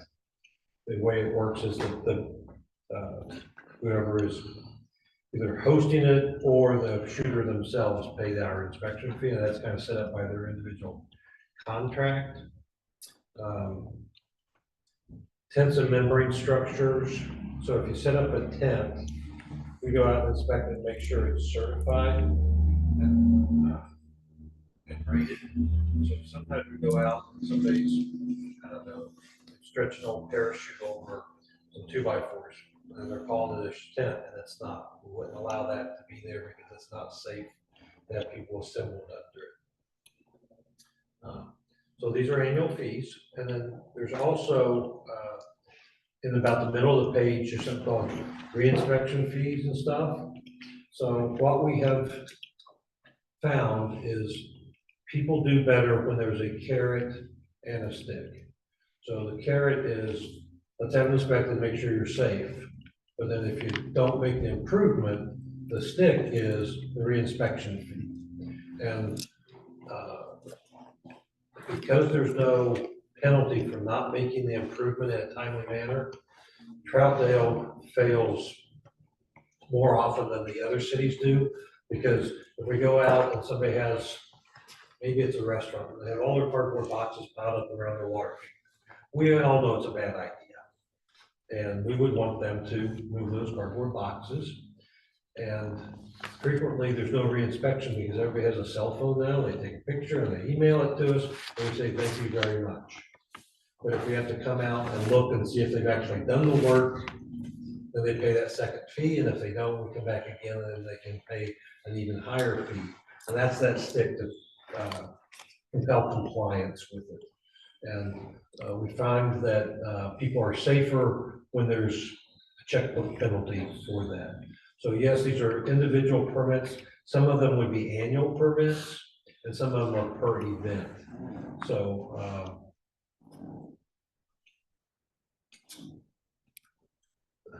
let me give you an example. Harbor Freight on Hogan at Stark. They have a tent sale about 4 times a year. We used to go out 4 times a year and inspect their tent, and we were really just collecting money from them. But they go to a reputable tent company that we know that goes out and does a good job. We've been there enough times that we know that they run their power cords in a safe manner, so we don't have to tie up our people doing the 4th Harbor Freight tent sale in the same year. But when it's your first tent sale, you've never set up a tent before, and we get there and you have your propane grills underneath the edge of a non-rated tent or those kind of things, that's when we say, hey, or maybe it's a one-time event like your art show downtown, where we go through and we do the walkthrough of everything. sometimes those food vendors, they move in and they, oh, we get to do this in Portland. Well, no, you don't. We've been to Portland and you don't go into Portland either. So move those, the deep fryers out from underneath your tent and those kind of things. So it is, some of it is per the event and some of it's an annual thing, such as, daycares. Those require a state inspection and we do that, on behalf of the state. But most of them just build it into their business model to have that inspection. So part of it is to really provide some relief to the city as a whole, because those that get the work pay for the work. And part of it is to improve compliance with the fire code that we don't always see if there's not a follow-up inspection. Is this then, basically just for businesses? What happens if I wanna go set up the tent because it's a hot day down by the Sandy River? We don't care. I mean, Now, if you set well, up, because. now, if you set up a tent by the Sandy River. and Can you're someone selling- come and you're along selling and say, hot did you dogs, pay your 150? no, that's highly unlikely. And as you may recall, our friends at Mount Hood Community College had a tent over their pool for a long time. And finally, they set it up and took it down so many times, I think they just wore it out. But those membrane structures, you can only have up for like 180 days. Or it becomes a permanent dwelling, and then all the different kind of fire code things apply to it. And that's why they put it up and took it down every spring and summer, or spring and fall. Chief, is the timing of these associated like to when there any other type of deadlines or dates? Is this like a calendar of when the business was created or when their license was given, or? So sometimes there's an initial inspection with a business license inspection. It's a new business. We like to get in there with that. Mhm. So that we make sure they're getting off on the right foot. Sometimes people get in and do things that nobody knew about, and it's hard to correct them later. The little industrial park on Wood Village off of 144th Court, I think that is, kind of across from Wood Village City Hall, back in there where Castle Rock or all those different places are. They've got some people in there that have come in and set up businesses. They didn't get business licenses. They didn't have initial inspections. And it's really tough getting them caught up afterwards. So usually if we can get them in there, get them off on the right foot, especially if there's any kind of manufacturing process or, I don't know, cannabis oil extraction, for example, those things can be very dangerous if they're not done the right way the first time. So there's obviously there's a financial advantage to enacting the fee, right? But is there any data that we can glean from this? Would we be able to compare the fees that have been received versus the licenses that are granted and see if there's any gaps there at all, or how would that may not be something you could answer, but maybe the city would have to do that. It might be a city question. Did we have an inspection for a business that we don't have a license granted for them? Yes. Or vice versa? And that's what we found out in Wood Village. People complain about the odor coming from a particular business.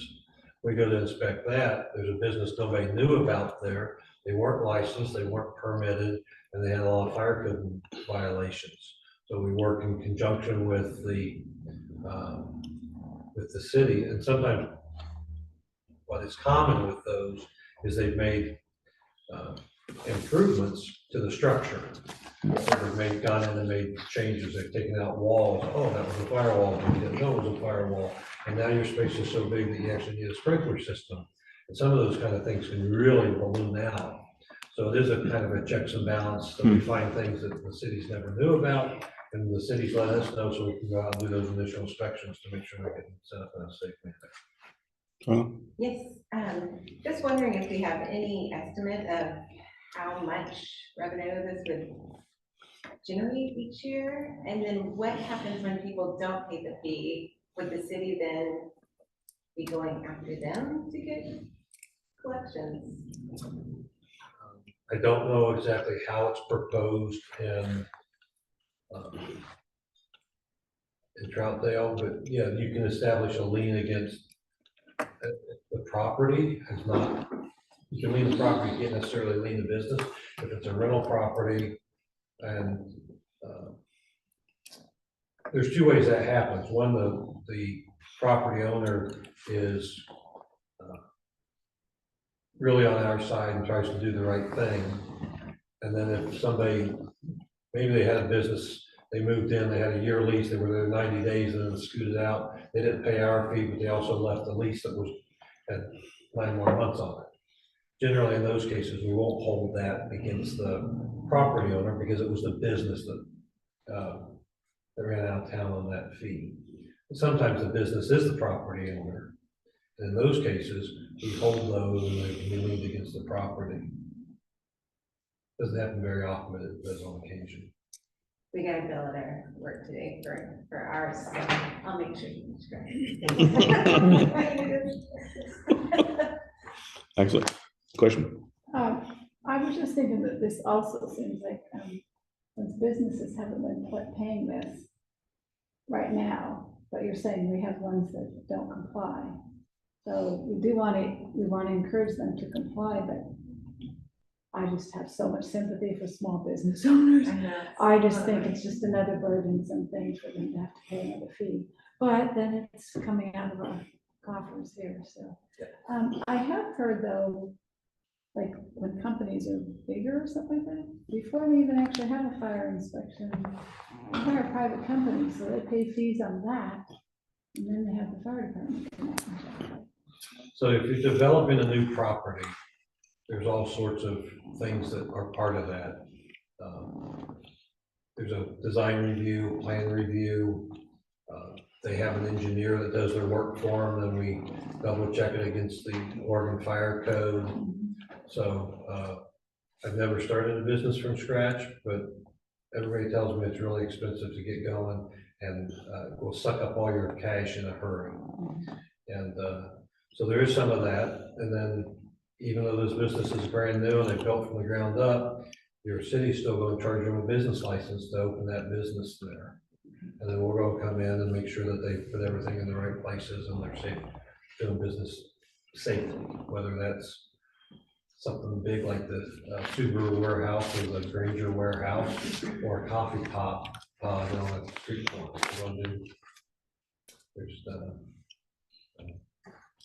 There are food cart places, a good example where there were a lot of requirements because they're doing things a little different than they have had in the city before. And we honestly modified our code to allow those pods to be closer together. And then we not only did it for Troutdale, we carried it into the other communities as well. So we made a strong argument why they didn't have to be quite as separated as we originally called for. So we modified the code as a result of their conversations.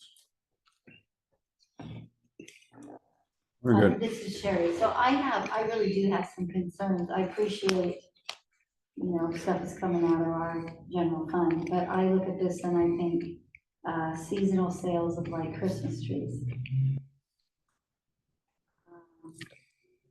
It seems sort of excessive out in the open, just. I was at the city council meeting. I can't remember the name of the person from Gresham Fire, but they said they usually waive those fees. It usually means nothing in government. When it's put in print, it means they can come after you. So to me, If it's nonprofit or like a city event, fees are usually waived. So for example, if the Boy Scout troop is selling Christmas trees, come out and do the inspection, we don't charge the nonprofit the fee. But if Bob and Billy go up to the mountain and they cut down a bunch of trees and they get a permit and haul them in here and sell it, and it's all profit for them, they would pay the fee. But Same where thing. is that written? Same thing for, That's kind of what I- well, again, we haven't seen, I haven't seen your resolution specifically because somebody else does that. But, firework stands are the same way. A lot of those are churches, scouting groups, things like that. And, but if it's simply a business, if it's TNT Fireworks running their own stand, then they pay that inspection. And if they, I guess if we wanted to have radioactive materials for sale in the corner too. Well, there were some government buildings over there by the airport, but we don't know what they did with Kind of that. questionable, I agree. So what about like in Gresham, I see the people standing in the corner selling oranges and flowers. That is a great question. I was at city council meeting on Tuesday night, and council president Sue Piazza brought that question up in council comments at the end. And not only, so there's kind of two questions. Are they independent sellers or are they working for somebody else?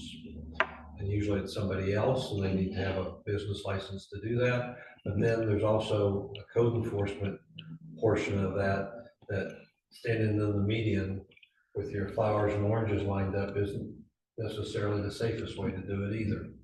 So the idea is that we'll go to these entrepreneurial businesses and try to get them into the farmers markets or into a parking lot or something. Safer like location. that, so it's a safer location. The police chief behind me can talk about how difficult that is. Your code enforcement people can talk about how difficult that is.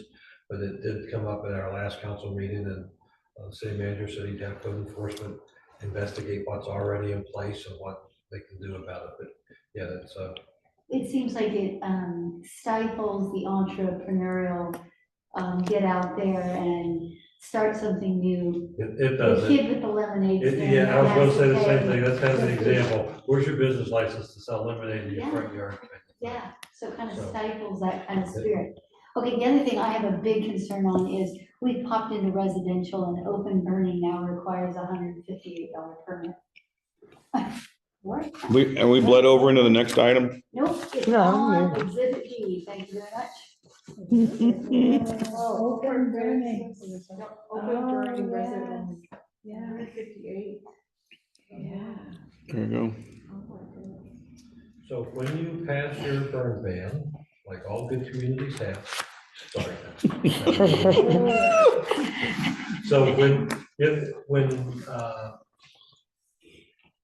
if you pass the burn ban, you can have an open burning permit, provided your property is 1 acre or larger. And some people have a half-acre lot, and they think they're on the South Fork Ranch in Dallas, Texas or something. But an acre or more, and you have the setback requirements, then you can apply for an open burning permit, and there's a permit fee. And those people that do have those large lots are usually waiting for spring so they can apply for their permit. And so far, they've happily paid their $158 because hauling or whatever is more of a challenge for them than the $158 fee. Our communities are denser, they're closer together. The state is doing what they can to make middle housing where you are going to be even denser and more on top of each other a thing. And for most people, we live too close to our neighbors to be burning stuff in our backyards. And that's where we've gone to the other communities. And then not everybody agrees with that. Can you show data? I don't need to show data. I can tell you how many people call and say my neighbor is burning in their backyard and they're bothering me. And nobody talks to their neighbor anymore. They don't go to their neighbor and say, hey, can you put that out? My 6-year-old has asthma. They call us. So, So you should have a code, you should have some type of report that shows that one. and I'm sure the deputy fire marshals and the fire marshal can provide that information for the individual communities. I'm not prepared to do that tonight. It wasn't, I'm just kind of here. But yeah, we're not rural East Multnomah County anymore. We're little cities and bigger cities, and we're all right on top of each other. And why should somebody be able to have a fire in their backyard and disturb their neighbors and their neighbor doesn't like it? Why should that be okay anymore? Especially, sorry, I was just gonna say, you never know what they're gonna be burning. That could be inhaled and be bad to be breathing in. Yeah, the what you are allowed to burn is very limited to yard debris. And I'm not you don't afraid to always go, see just yard debris. not afraid to go talk to my neighbor, but I'm on Beaver Creek and I don't know who's burning what. I mean, it just turns all smoky all the way down the creek. It does. So, Well, I can echo what the chief said. We get a substantial number of calls regarding, burn complaints of the nature that Gene described. And so, those calls impact not only fire, but your police service, and to come out and check. But we don't put them on the report. What's that? Well, they're not individually listed.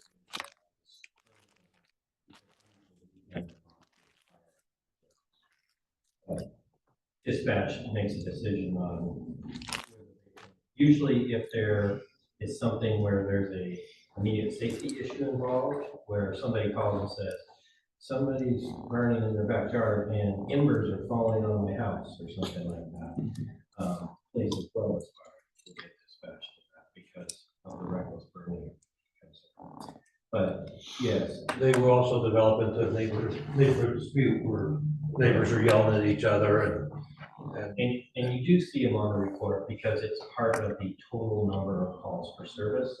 We just don't separate out burn complaints like we do assaults and all those other things. So yes, the number is accounted for in your report where you look at the number that says total calls for service. It's just not broken out by the actual title of the call. Yeah, this is Twyla.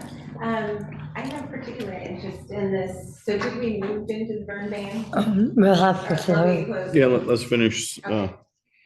Any other, and specifically about the fees? Do we have any other questions about the fees? For discussion next. Okay, so you're gonna bring it up for discussion next time, Mary?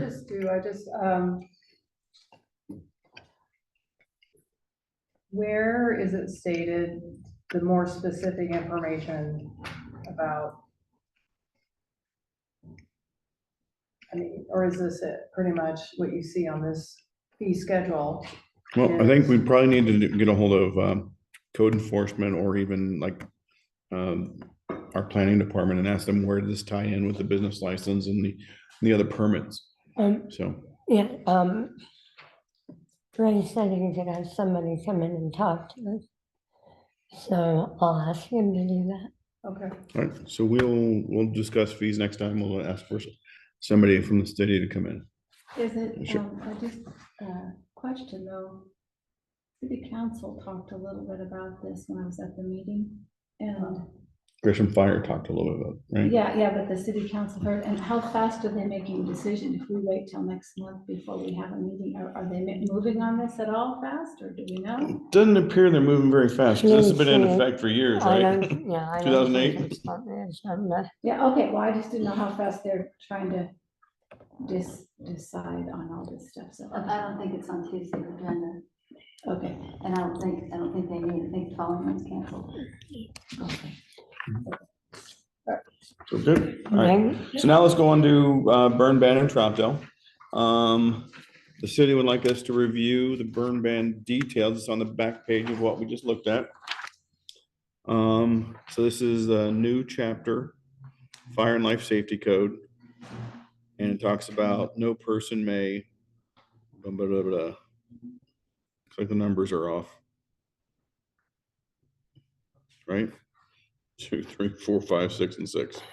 Yeah. Outstanding. Numbers are hard, so if you haven't had a chance to read this, but Twyla has, and she's asked questions. I do. So looking at the language here, is this language that came from the other cities that have adopted this? Because when I read number 1, it reads as there would be no fires at all. And I'm wondering if we're distinguishing between like these large yard burns and the person who's in their backyard with their fire pit and their smoker making their jerky at the top of the hill, which also generates a ton of smoke. And so just a little concerned because there's a lot of actual fire has some good uses also, right? And Certainly. hobbies and things like that. And wondering if other areas have written that into the code, because I think a lot of people in this area participate in activities. So this is for backyard burning. This is for burning of yard debris, garbage, and those type of things. So what you don't see in here is recreational fires, where you have a small fire pit that you can buy at Lowe's or Home Depot, and you can sit around and burn that. Now, even that, if it becomes noxious and the smoke bothers your neighbors, it still isn't okay. But if you just have a small fire pit in your backyard, and you'd be amazed at how big the fires I have seen with people with a hot dog on a stick. But if you have a small fire pit and it's a recreational fire, those are okay. Now, there may be a point in the summer during the worst of the burn time that we ban all backyard burning, including fire pits and everything, and just shut it down completely. That's for everybody's safety. But generally, backyard burning for the purpose of a recreational fire are still okay. And then again, this is backyard burning, and I mentioned, and somebody caught the open burning permit on the fee schedule. You can get a permit for open burning if your lot is bigger than an acre and you have the right set offs and stuff from your neighbor's fences and your own houses and stuff like that. Generally, development who wants to do land clearing is not permitted. Land clearing fires aren't allowed anymore, but open burning for larger lots, we've had it in part of the Gresham Code for a long time. And this is only specific to backyard burning, not to recreational fires and those kind of things. So it's not it's not included because it's excluded because it's something else. Okay. So what might be helpful is if we could pull the recreational burning code too, to look at the two together, to better understand that. Do you think we have one? Myself. Do you think we have one? I don't know. Do we have one? I don't believe you do. No. Alright. So then, it sounds like we should not just have this one without the recreational one. You need to put them hand in hand, or else someone's gonna have a. Because it doesn't call out that that is a separate thing. Right, Yeah. right. Yes, please. Shelby Stafford. Shelby. So I'm very against the burn ban, but that's because we only have a few days a year that we get to burn. And I totally believe that we should be able to burn up our stuff in our yard. So I'm completely against the burn ban in Troutdale. It's a few days a year that we get to burn. And we've been burning, and we don't have an issue with it. And so maybe a few neighbors end up calling on those days. I mean, I could complain about neighbors with cigarette smoke, but sometimes I can't get away from in my own yard, or pot smoking. And so I personally think that for the number of days we get to burn and to be able to get rid of it, and I don't want to get a permit, and I probably don't meet the setback stuff, and I have a big enough piece, but I'm totally against a burn ban. And I know when I went to city council, there's a lot of people against it. Resoundingly no ban. So I mean, Yeah. Sorry, I'm pretty passionate about this one. I definitely have strong feelings about the burn ban. Question. So, of course, where I live, we're not allowed to have any fires at all, right? We can have propane gas in the park, and that's it. So, do you have a half acre or an acre? Yes. Okay. And and I heard stories from a council meeting where people were burning, fallen branches and things like that. Exactly what I'm burning. Okay. And so do you have a pit or something? I mean, No, what's it's that like? just open, Just on the ground? just on the ground. Okay. As a wildland firefighter in my youth, and as a current burn barrel user in my backyard, I mitigate fire danger in my yard with cleaning up that mess. Yes. And I can't get it all out in a pickup each week. And it's not from my yard, most of it. It comes from the neighbors who have. So you burn it on the ground, but you put yours in a barrel. Yeah. I Can I put have mine, that address, because you're not allowed to use a burn barrel in Oregon, I put mine in a barrel because then I can lid it up. so Okay. you're not allowed to burn, even if you're allowed to burn, you can't burn in a barrel. Really? Why is that? I thought we were for Craigslist. Oh my Can't say God. that I know, but I know that's the rule, I don't know why it's the rule, Wow. but the Does Jeff rule. Ingram still work for the Gresham Fire Department? He does not, Jeff is retired. Oh, he's been to my house before. Wearing his rollout gear. When the burn was going on. Oh. All right, so, yeah, I think most of us were at the meeting. We missed you. Were you there? Councilman? Oh, you called. That's right, your husband. I remember it. I was online because he spoke and I spoke. Got it. I remember. Outstanding. It was a very exciting meeting. It was. So, do we have anything to add to the conversation back to council about the burn ban?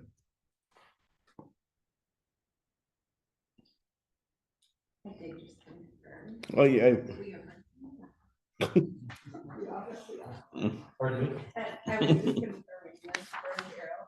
or not legal. Wow. Well, let me know when next time you do it, okay? Because I'm not allowed to burn anything. I do it to keep it more safe. I thought it was too. Yeah, invite me over because I'm just, like I said, all I get is LP. So Christy and I just sit there with our gas flavored marshmallows.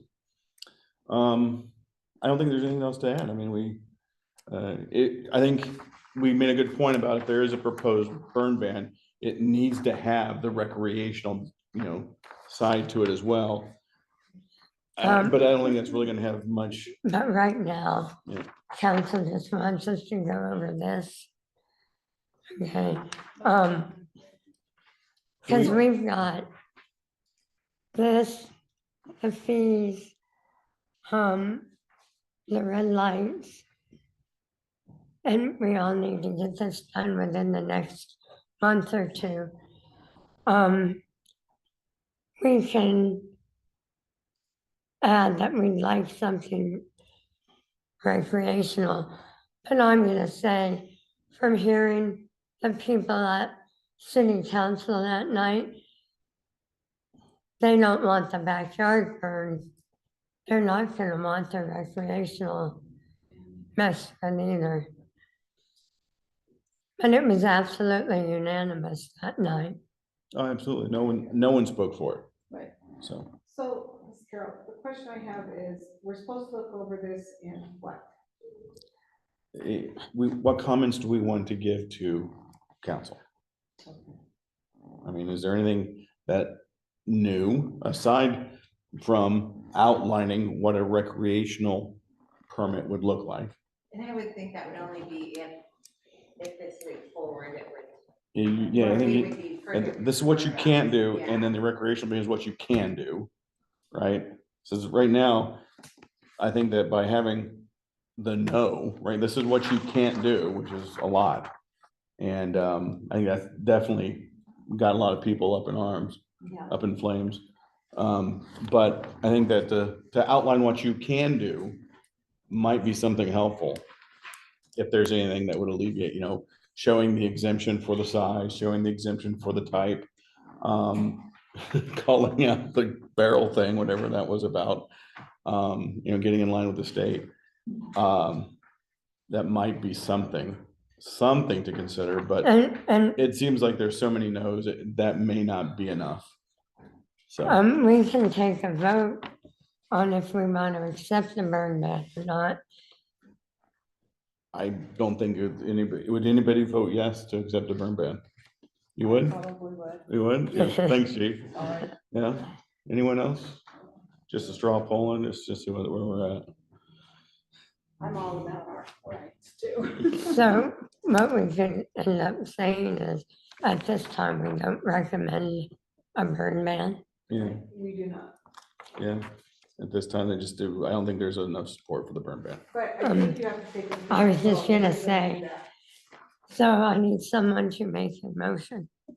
I make a motion that we do not proceed with any burn ban whatsoever. With this proposed backyard burn ban. There is a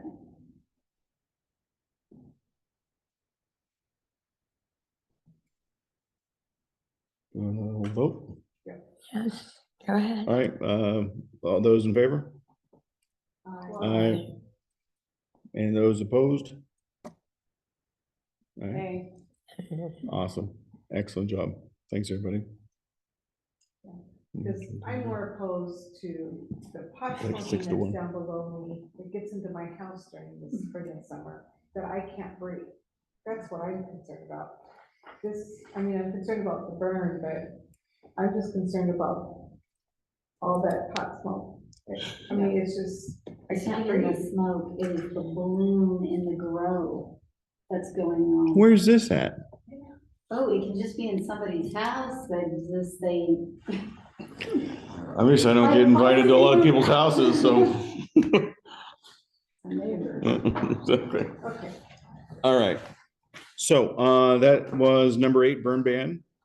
Do we want to move on now to the update in the safety survey? So here's my question. It is 8:42.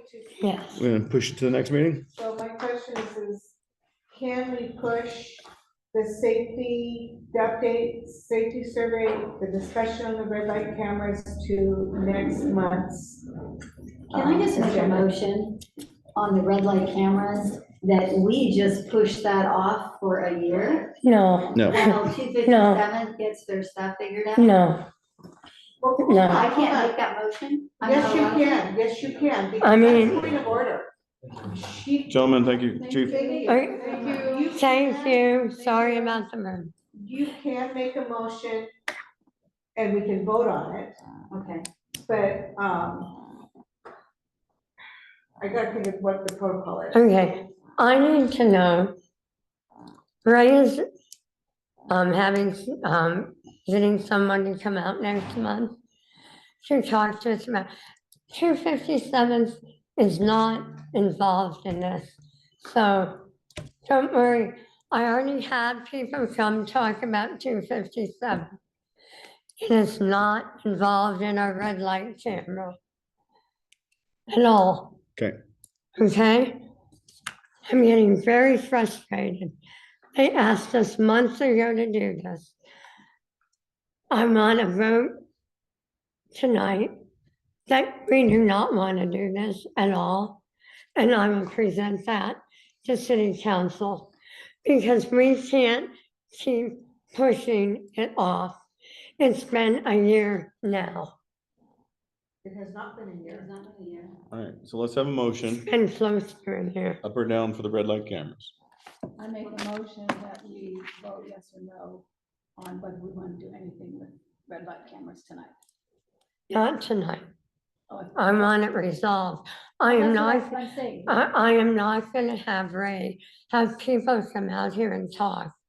And then we're gonna, oh no, we're gonna push it, we're gonna push it, we're gonna push it. We just have to tell them yes or no. Okay, that's what I was trying to say. Is that what you wanted? I thought that's what you wanted, a motion. If we do not want a red light camera. So, the motion should say,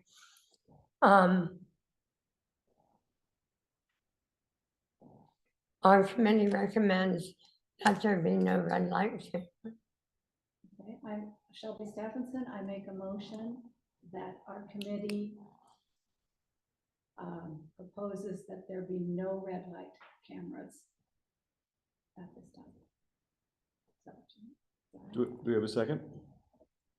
I second that. Second? Okay. So all those in favor of the motion to not have red light cameras? Aye. Raise your hands, please. 1, 2, 3, 4, 5, 6, 7. Unanimous. Done. All right. So Twyla, now, could you second it? Yes. yeah, Twyla second. All right, Thank you, there, it guys. takes care of that. So we're going to talk about safety survey, next month's agenda, which is May 2nd at 6:30 p.m. May 2nd? It says May 2nd, and I apologize. I will be hopefully in my second day as a grandfather. So I will be in Arizona Oh, welcoming baby girl Rios into the world. congratulations. Log in. I will. And I will be in a short sleeve shirt. I might even have a tan. Okay, guys. I was planning on Windrow to chair that night because I'm in Reynolds School District Budget Committee. Well, then I will share it from online if you allow me to. So we can propose to skip next month. Or, I can do it virtually. and that's too But we don't hard. wanna miss you guys. Or would someone else like to chair? I don't even know if that's allowed. I don't think that's allowed. I think you have to have chair or vice chair there. Yeah. So if neither of you are available, then we can't hold the meeting, is my understanding. If you want me to see if another day is Because available, I will be coming back, like, I think I come back Thursday. So I'll be flying back. I can check. I wish I knew how to do that, then I'll. Thursday?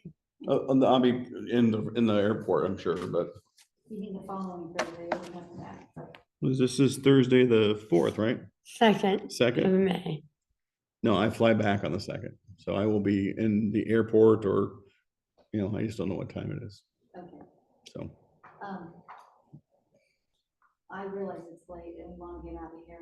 Do you want me to check and we can do a little online vote of another day? Or would it help if we moved it, you don't know what time your flight is? If I we don't. moved it a half hour later? No? maybe a couple hours later. Oh, okay, that would be too much. So, We'll have the meeting at midnight. Okay, how about this? Could we? I'm talking to my travel What agent right is now. on next month's agenda? I really. Well, we won't have the red light camera. And we'll have our safety survey. Yeah, which I hate to see that thing get pushed. Yeah. And then we're gonna have Ray, see if Ray can get somebody to talk about those fire inspection fees. And that's probably enough. We can finish those two and we'll have them off our agendas. And we may really doing good. We just get some more information on those fees, I guess, because. Well, I'll see. Ray can, I don't like them. And planning, I think I'm pretty sure they tie in with planning or code enforcement. Ray told me Who's here. it? Yeah. Citizens Advisory Group, maybe there's something they can do with that. Actually, somebody told me they wanted it. Okay, so you want me to do like a little poll online of a different day? Well, Victoria, what I was wondering is two things, is can you ask Ray, can we still hold the meeting? I don't think we can without you two. But then, do you know, Chief? I don't think you, I agree with you, I don't think. Yeah. I think so, That's why you have a chair and vice chair, so Yeah. somebody can hold it. yeah. So, and, So maybe ask. well, let's, I asked my travel agent, what are exact times and dates, and that may give us some other options too. So maybe I am coming in earlier. I thought I was coming in pretty late, so. But we'll see. So could maybe decide later, like in other words, decide. In a week or so. We'll plan that we're gonna possibly be able to have that meeting, and if not, maybe we will know. Yeah, you can let me Yeah. know if you can't have it. We'll run a quick poll and see when everybody's available Next and you can vote what your best days are. How's that? Okay. So- Okay. Yeah, and I just would say, let's not plan too many things. No, those We two. can actually have a conversation about the survey and ideas on the implementations. And We'll have I like those two things on the agenda when we have the chiefs. and the chief's report. Yeah. Bring that information from the CAC. Maybe we can email Dakota. Oh, he's on his bachelor party this weekend, isn't he? So maybe it's not a good time to hear from him this week, but soon. So. So next month will be for sure the safety survey, someone about the fees, and Chief has both report. That's it. Well, and Victor, if we go over this, we never even discussed this memorandum at all. I mean, haven't even. That was the fire report, right? No, he didn't talk about that. This is the dashboard. Items that Ray provided for the April 4 Oh, meeting. that I liked it that we actually got some. she provided this if you wanted to ask any more questions. So when I told him I wanted to ask him some questions, it was more about specificity and outcomes. And because the one he walked through was an annual report, right? It compared years, where this is the report that I really think we wouldn't have wanted to get to from But this was for us Monthly. to ask questions. well, dang it. You know what else we didn't talk about CERT. We did not. We did not. I thought All right, so someone- I will email him about CERT.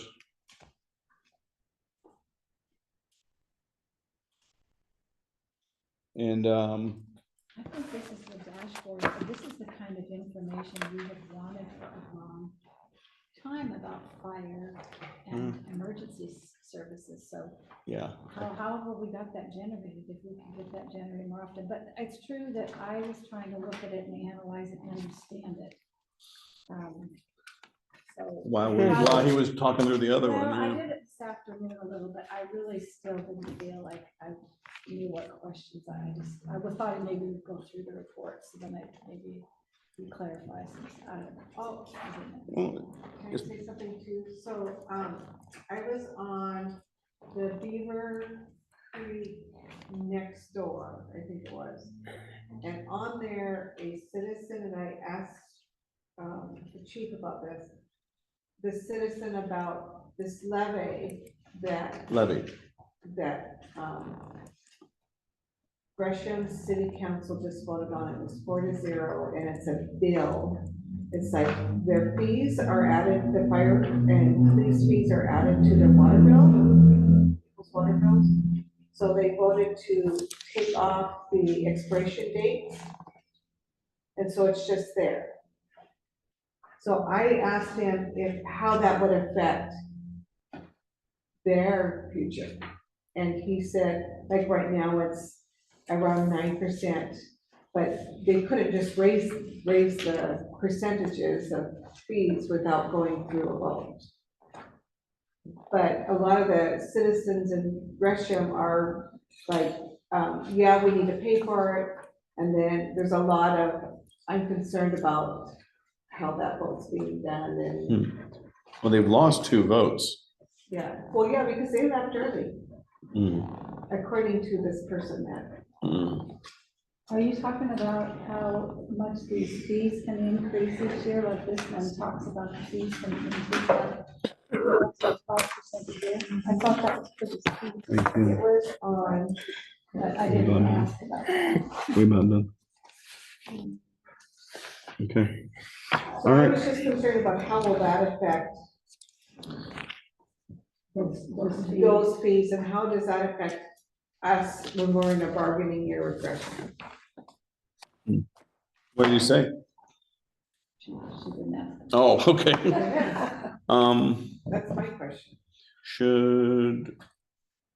Do you want, because I have a few, like I said, I got a couple other questions to send him. Do you want me to add those to my questions, or do you want to ask them yourself? No, Nice. I think it'd be better if it went through.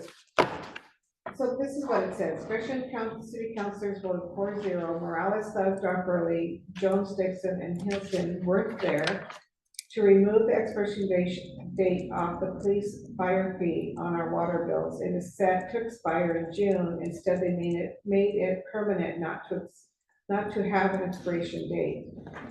So does that mean that we're supposed to vote for a levy? And pay a permanent fee that can be raised at any time? And how does that affect services? Yeah, I don't know how that works for us. I mean, that's for Gresham citizens, right? Well, it says Gresham, but isn't Gresham part of Multnomah County, so how does that affect police? Or does it? So you all have contracts with both Gresham Fire and the police, so what you pay to Gresham Fire and the Sheriff's Office is based on that contract and whatever the agreement in that contract. It can't be arbitrarily raised because it's It's a a contract. contract. So Okay, now, I say that the impact for the city is if the fire department has to be funded somehow, right? Right. So probably they make up for that funding by raising what they're going to ask for a contract standpoint. So, I mean, I just totally venture a guess, but I mean, that would probably be the impact is that they're going to have to seek other ways to support and fund their city. And when they're referring to that, at least they're referring to Gresham stuff. okay. Thanks for that clarity. Yeah, I mean, I know that there's Multnomah County and sure, and I know they have their own police, but I was just like going, how is this gonna really affect?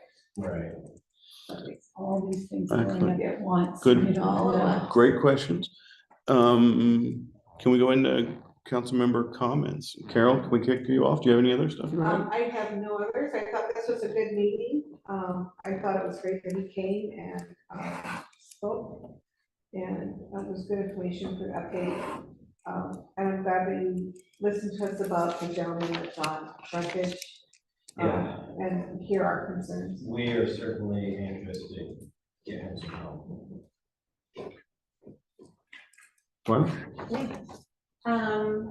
I also really appreciate, the chief of fire here, learned a lot. I feel like I need to investigate the burn barrels a little bit more, because I purchased one because I thought it was safer. So, I'm gonna go down that rabbit hole and look at that a little bit more. Just thinking if I was gonna purchase one, I'm not saying I had one. For the official record. Yeah. Also, want to say thank you to the help team really for doing that reach out. And there's another gentleman also, I don't know, that used to, I believe it's Fairview or Wood Village under that railroad underpass that was sleeping there, that's now moving on I'm the very, corner. very Yeah. familiar with them, yeah. Yeah, again, I'm just, between those two people moving next to the traffic, it just breaks my heart, so I'm like, oh, it's so unsafe. But, I appreciate the work your team does to help them. That's it. I don't think you do. But, good meeting, everybody. Thank you for the fire chief being here, and thanks for putting up with. I really don't like to see us lose rights, and it seems like there's just more and more rules all the time. So not really in favor of the fees either. It's good discussion. We need to talk about it because it could alleviate some money back to the city, which is helpful. But I kind of feel for small businesses and just really think they already get over. But these bigger companies can somehow absorb it, but the little guy gets squeezed out all the time. So just feel for them. So anyhow, thank you all. See you next month, hopefully. Yeah, thank you, again for everything, and because somebody tells what's next month agenda is gonna be again. I'm gonna see if I will have somebody come out and further discuss the Gresham Fire Inspection fee and then the safety survey. And Captain as well as before. That's it. Okay, nothing about Ray's information.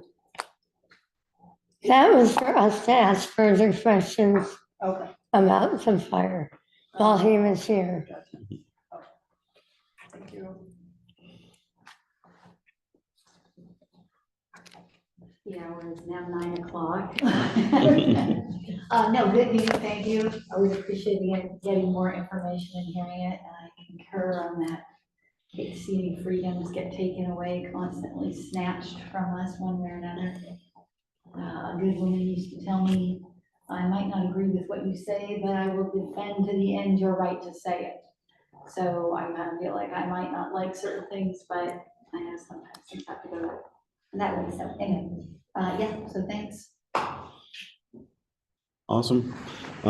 Thanks for putting up with me stumble through vice chairship and, good to see all your smiling faces again. Mhm. Oh, Paul, public comment. Paul's gone. Oh, Oh, Thanks for coming, Sandy. Thank you, Sandy, for joining us. there she is. There she is. You're always such a trooper. Yeah, I'm usually sitting here working on emails and work stuff, so I can listen in. yeah, It's always good to hear it firsthand. thank you. I don't think that's Paul. Is that Paul? I don't know. It looks like a hand. No, it's the icon. Oh, It's okay. this thing. All right. All right.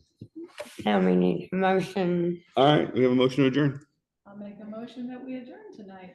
Thank you, Shelby. Who seconded? Carol. Carol. Any name. And Oh, all in favor? Aye. Motion passes. Thank you. Thank you. Awesome, everybody. Thanks, everyone. Good night.